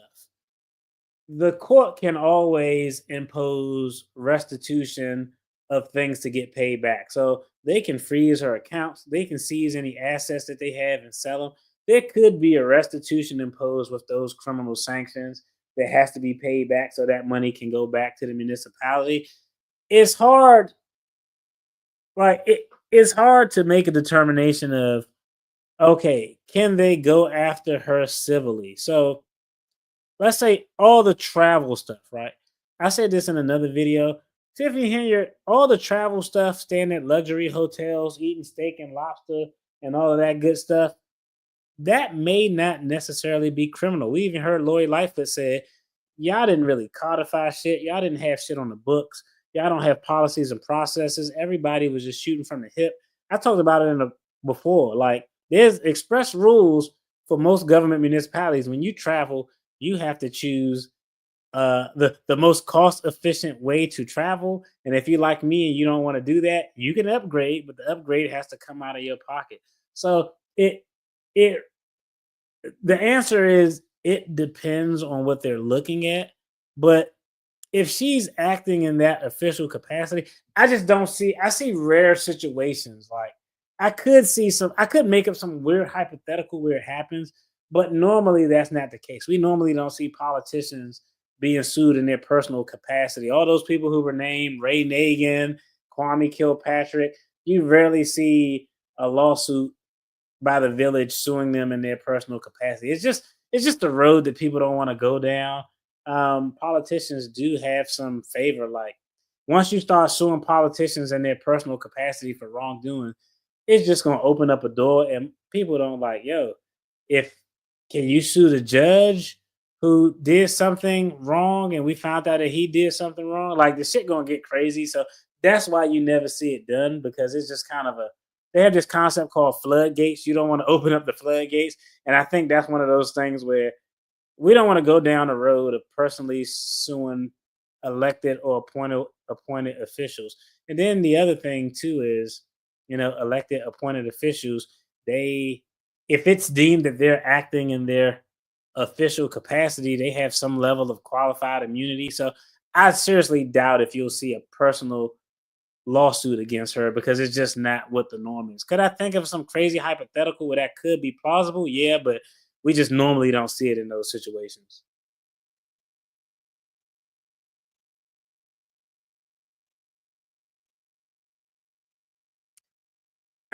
This is not going to be well received. What receipts would she need to show that she was innocent of everything? What she would have to lean on is, hey,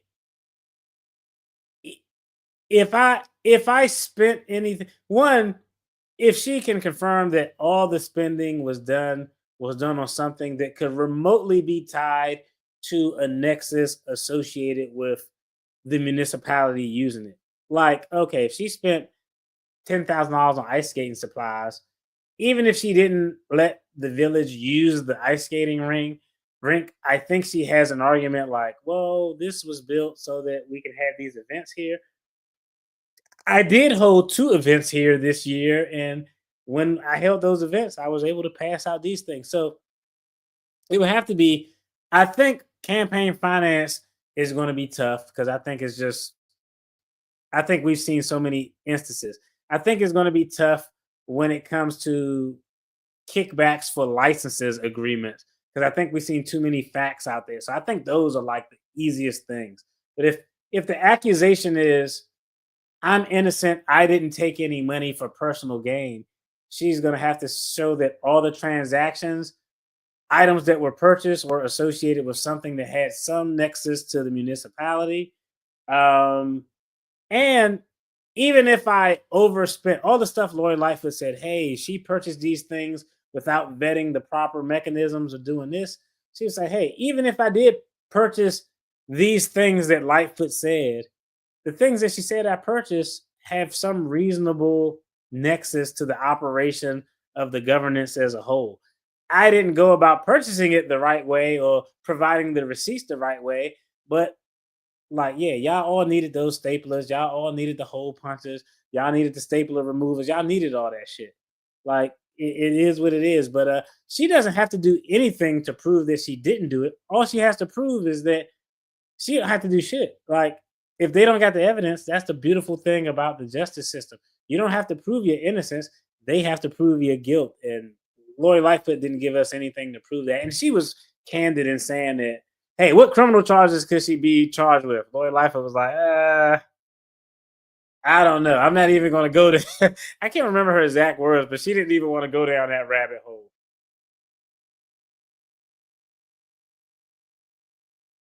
I agree. They aren't going to pay. It'll be a waste of resources. Yeah, that once that heat is on you, you're going to want to cooperate.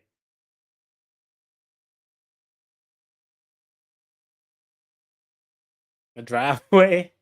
Um, That's insane. Let's see, Val. You bring an excellent perspective to this conversation. I agree. I appreciate all y'all co-counsel. I'm giving all y'all a round of applause for checking out the video with me and hanging in there with me for the after action, the AAR, the after action review. That's what you do anytime you do something. Let's talk about the goods, the bads. Yeah,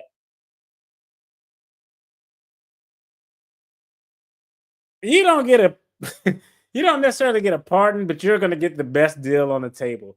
You have to be first and have the most valuable information. If you're first, but someone hey supersedes you, they come up behind you, and their information is more valuable, you're going to essentially lose your position. And that's normally the position that the state agencies take.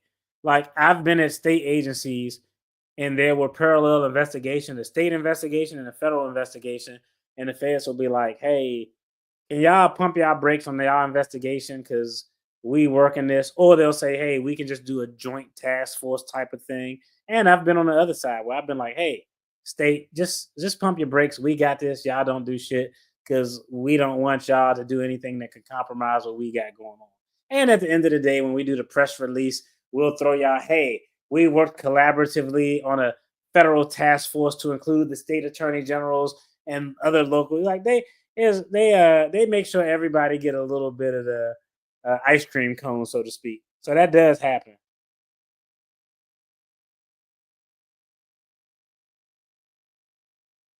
Nah, she didn't really dive into the. She talked about vendor payments and how payments were due and those bills needed to be due, but she didn't provide any detail where you would have just saw it and just been like it, like I'm a boxing fan, right?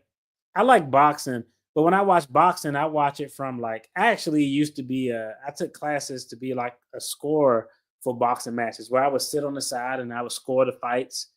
And round one, this was a 10-9 round. That was a 10-8 round. And I would score the fights.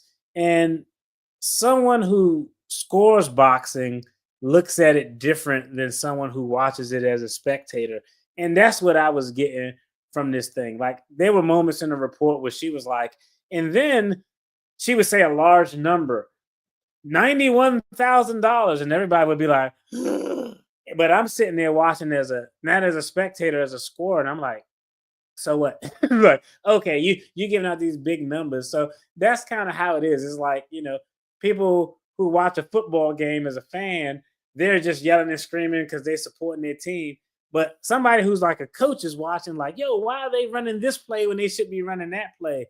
So it was a lot of things that the crowd reacted to that were just, it was like, ta-da, we pulled the rabbit out of a hat, but it was really no substance there, in my opinion. Yeah, big difference between a whistleblower and a snitch. I agree. I agree. Whistleblowers, hey, y'all know the definition. A whistleblower is someone who identifies wrongdoing and want to do the right thing. A snitch is someone who is participating in the fuckery, and now that the pressure's on, they want to try to get out of they want to get out of it. So definitely a big difference between a snitch and a whistleblower. Not necessarily, okay. Generally, a whistleblower could have some criminal exposure, but it's based on how I always look at it, and people use the terms interchangeably. Whistleblower, confidential source, informant, snitch. For me, a whistleblower is a person who, if they participated in the wrongdoing, you can identify from the facts that they participated in it at a stage where they may not have been aware that what they were participating in was wrong. That's how I define a whistleblower. I give a whistleblower a little bit more deference because they were either able to identify that this is wrong, and you can see through the facts that they told the person it was wrong. They sent an email, they wrote a memo, they went to the boss's boss, like, hey, I think we should look at this. I like to set up a meeting to talk about it.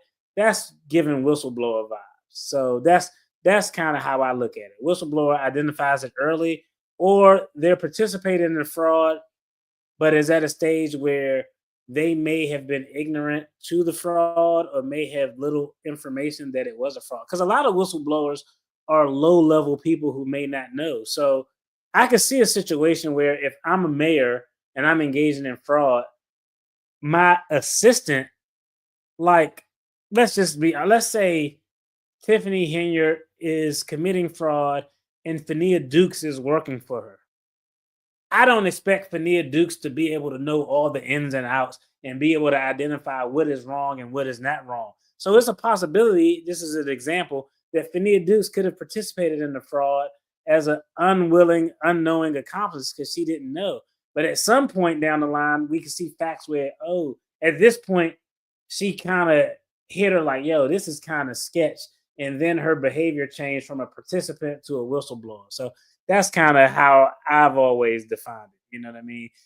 Now, some whistleblowers aren't could be bad actors up and all the way till, but I don't necessarily classify them as whistleblowers. That's just kind of my take.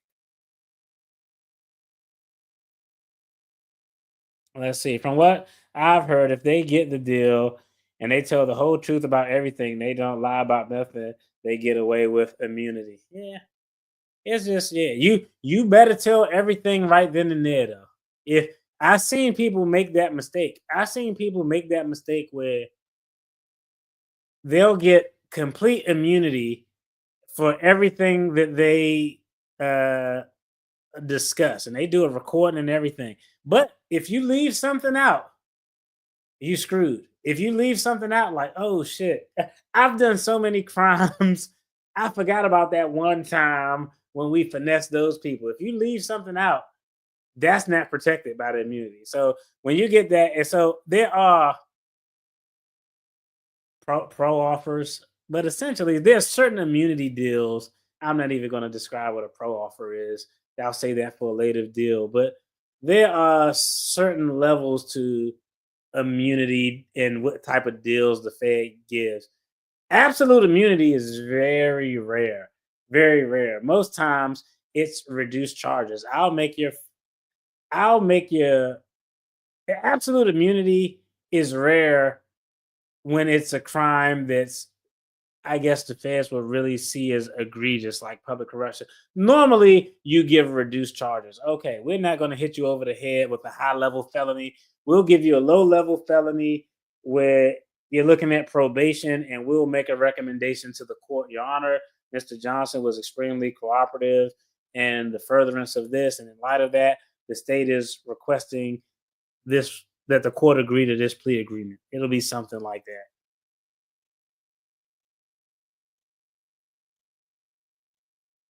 I agree. That would be the deal I would get. That if you say what deal would you give Keith Freeman? He was essentially her right hand man. So and he had enough experience to know all the ins and outs of how shit should and should go. But I think that's the only deal. Like, okay, you could take the bankruptcy fraud charges, unless you would have to know what level of exposure Tiffany Henyard had. But if let's say those five charges that I did in that video: honest services fraud, campaign finance fraud. Um, then we had a conspiracy. I can't recall what the other two was. Like, I don't know. If she had all five of those charges, I don't know if I would get rid of all of them. Like, bro, we already got you on bankruptcy fraud. Like, it would depend. It depends how good his information is and if it's enough to absolutely uh, hit her over the head. So, if it's enough to absolutely hit her over the head, he might get a sweetheart deal. And I think that would be a sweetheart deal. You don't have no exposure for anything that happened during your time working with Tiffany Henyard, and you just got to eat one bankruptcy fraud charge. That's light work. That actually might be a little too good, but it depends what he give up. It depends what he would give up. Let's see. Let's see. I just don't understand how people have all these fucking positions. That shit is crazy. School board, liquor license, mayor, township supervisor, bus driver. That shit is ridiculous. They need to put some edits in place where like, yo, you can only have a limited amount of jobs. That's crazy. Right, right, right.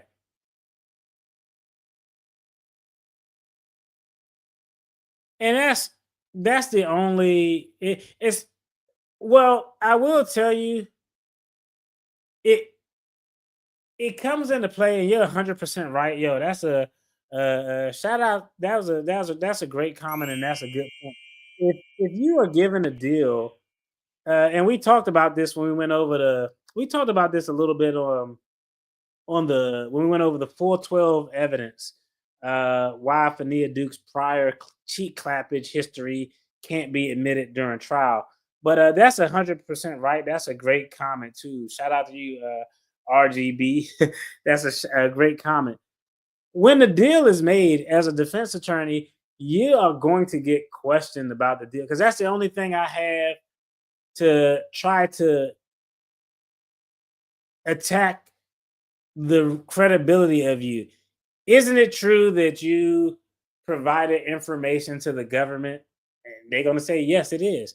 And in exchange for providing information to the government, isn't it also true that you received a plea agreement that was more favorable than the other co conspirators in the crimes that they've been charged with? Isn't that correct? They're going to say yes. So you're incentivized to come up here and talk about what you believe happened because it's beneficial to you because you'll get a reduced sentence or have no jail time. And they're going to say, I'm telling the truth. And that's exactly how they would impeach them when it helps. The thing that I think makes it a little lighter, I think it has less of an impact when the person who got the deal, it has less of an impact when the person who got the deal has little to no criminal background.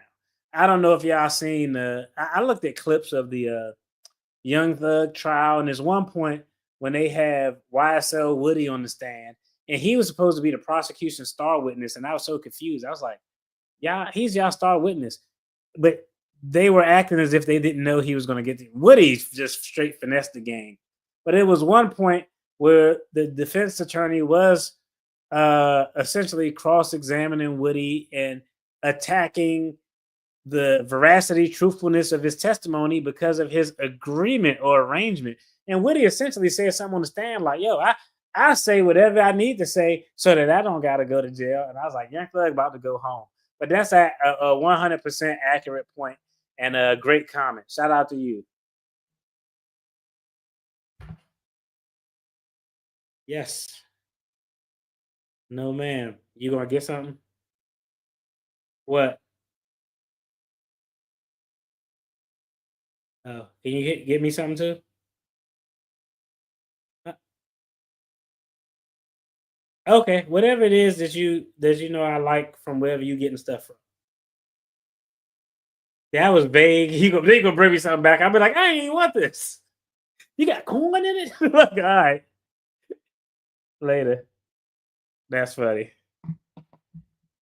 Uh, can she get away with it and blame it on everybody else? As her name? No, I just don't think so. I mean, like all all people in that position have a certain level of not being in with arm's reach of certain transactions, and I don't know. That's actually ridiculous. I think that's a stupid argument. I didn't do anything because I didn't know what was doing, and it was his fault. Like, yeah, nobody's buying that if you're the mayor. That's just kind of my approach.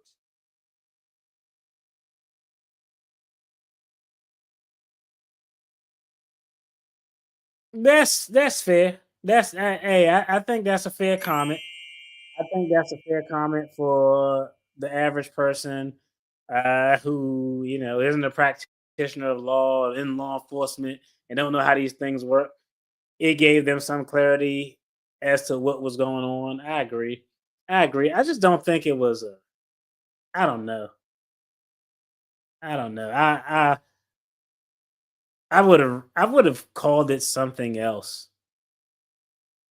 I would have called it. I mean, I get that it was an investigation, but I don't know. I would have branched it. I would have I would have marketed it as something else because when people hear investigation, I think the average person, we just seen so much Law and Order. We hear investigation, we like, yo, where the crimes at? B investigate. You been investigated, bro? Like we should have had a. I mean, we could have called it anything. Administrative review. We could have called it something else. I would have rebranded it as something else. Because normally, but I agree with that point. I think that's a great point. But I would have probably erred on the side of rebranding it because when most people hear investigation, I don't know about you. Your mind jumped to okay, some criminal shit, some foul shit is going on. But branded it as an investigation, it could have some benefits because they're like, yeah, they investigating her. We knew she wasn't shit. That's how some people might look at it. So I agree. I agree.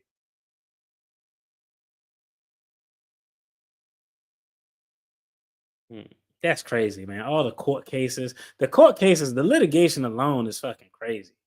Like, and that's another point. Hey, I told y'all, outside of investigations and litigations, if I had to say, hey, what are your three areas of practice of law that you know the most about?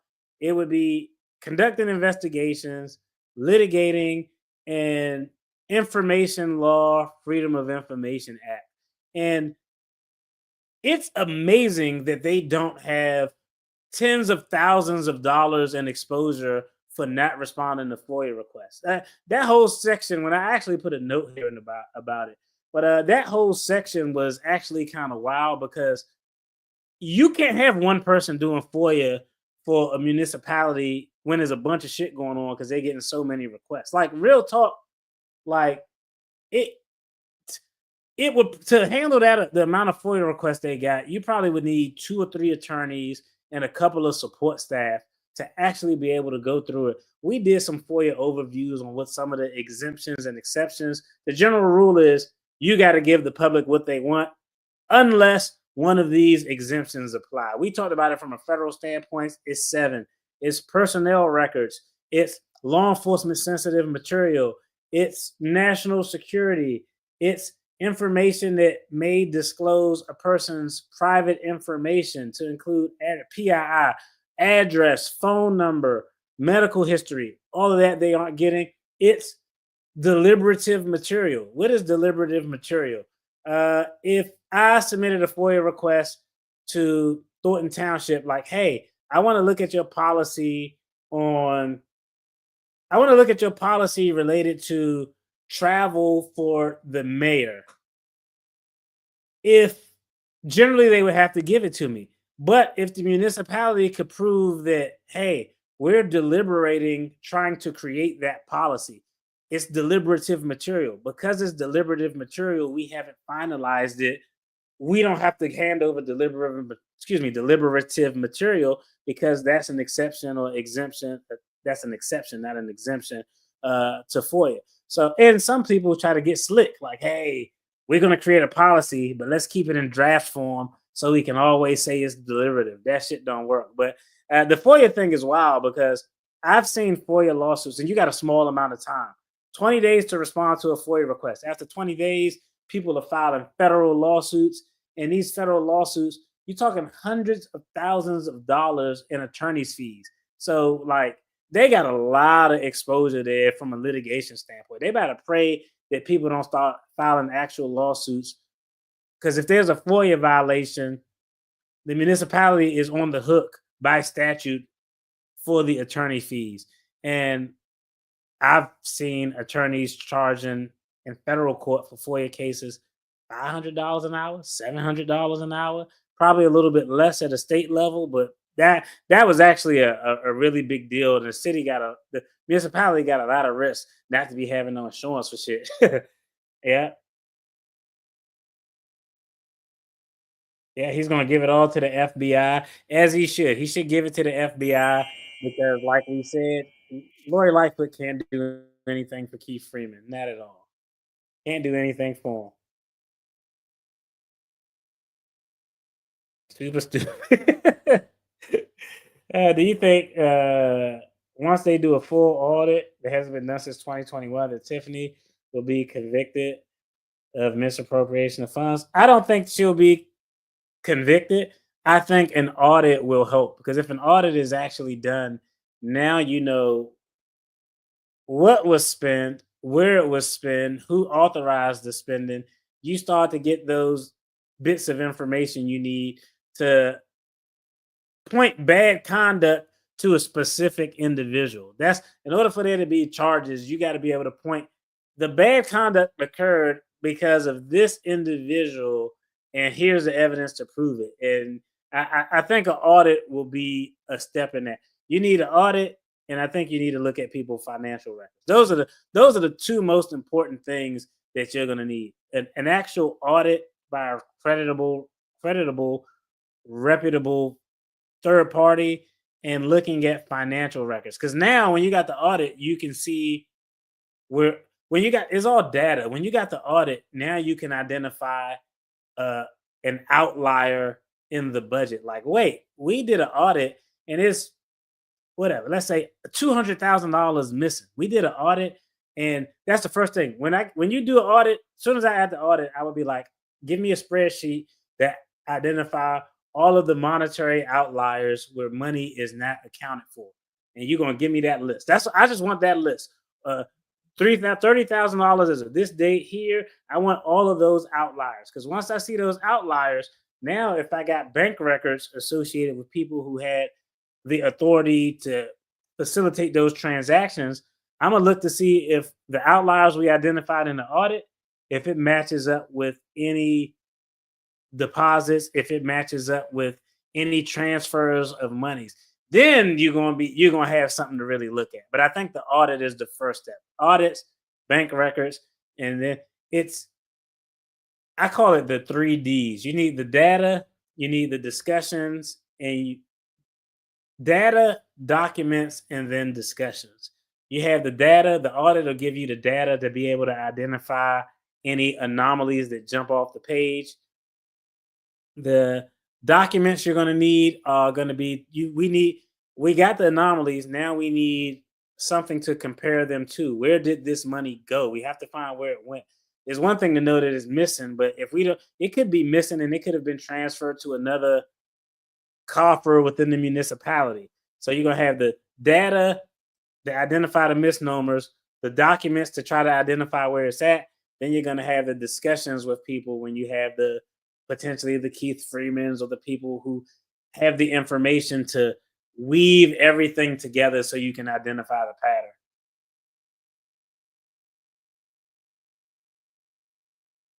I think that I'm only saying that right now. I would say it's probably three things. Like I said, we said campaign finance violations, kickbacks related to the licensing agreements, and honest services fraud, which is a unique statute that applies to politicians and is associated with bribes and kickback.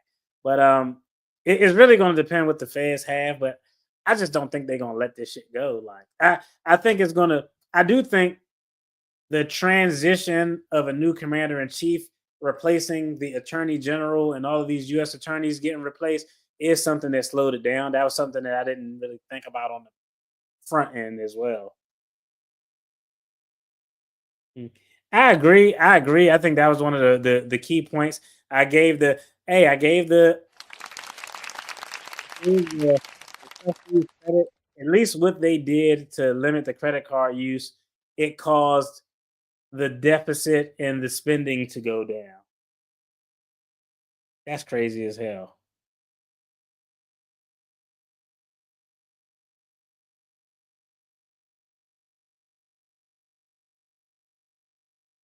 Hey, shout out to her. I've never challenged her record as a prosecutor because even eh, they don't trust me. Like I'll tell you, like this sounds funny, but like in the places that I work, I'm an anomaly.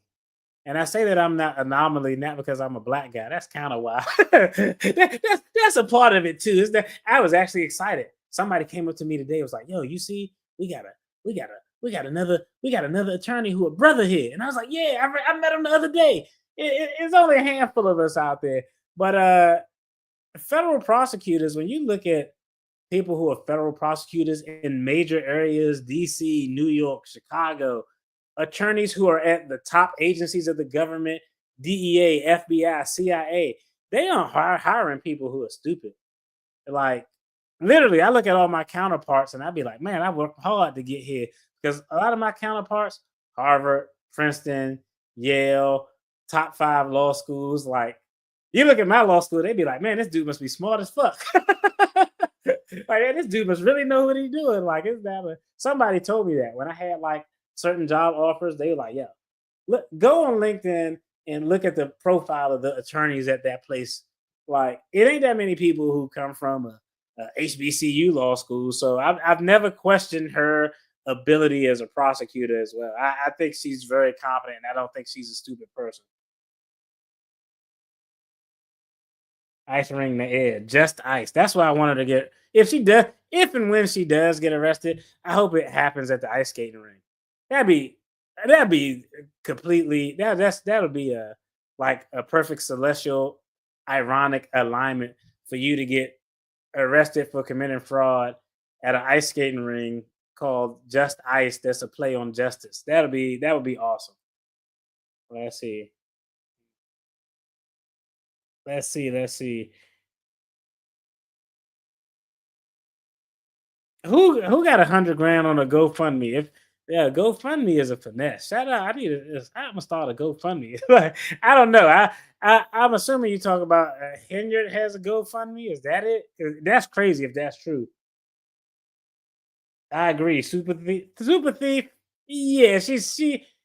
I wouldn't trust her with. I wouldn't trust her to budget my household finances. I know that for a fact. Let's see. One interesting point: any lawsuit with her name associated to it as mayor, she would have to pay for her own representation. Yeah, I don't even know. I'm so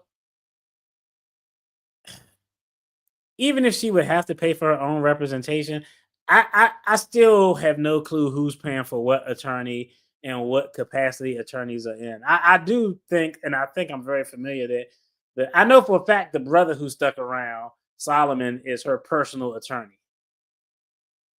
The other guys, when they had like the two guys sitting next to her at the meeting, I don't know what their role was. I'm just kind of confused. I went down a rabbit hole trying to figure out the scope of the representation, and I got a headache, so I was like, I'm a punt on that one. Yeah, campaign finance is an easy one. Let's see. Her campaign disclosure says that she didn't receive any donations. Instead, statements say that she donated to herself 20K twice. Yeah, that's not a you can do that. I know an attorney general who won his election. He used to be a partner at a big wig law firm, and he donated something crazy like 200, $300,000. He won his election, and so it ended up working. Yeah. Why is that? Here in NC is a government official is sued based on their official capacity. They can get representation from the yeah, and that's why. And you're 100% right. That's why I need to know the scope of the representation because it looks like Solomon is representing her in her personal capacity. And I only say that to say because I know she got the landlord tenant thing. I know he bowed out of that, but he was there for that. So he's appearing in things associated with her professional capacity and her personal capacity. And honestly, you won't know. Hey, shout out to North Carolina. That's my homie. You see, hey, you see what that thing? See the thing? The state of North Carolina. That's what. Hey, that's what. I keep that up there. I don't put all the other ones up there. Yes, sir. You all right? I know. We about to wrap it up. We about to wrap it up. We about to wrap it up. What's going on, Mom for Life? I appreciate you all tuning in. All right, we about to go ahead and wrap this thing up because I think my dog got to go to the bathroom. He's still a puppy, so I don't want him to. I ain't trying to clean up no shit in the house. Do you think she discovered more but didn't have to disclose it? Nope. I think she discovered. I think she discovered exactly what she said. That was it. No more, no less.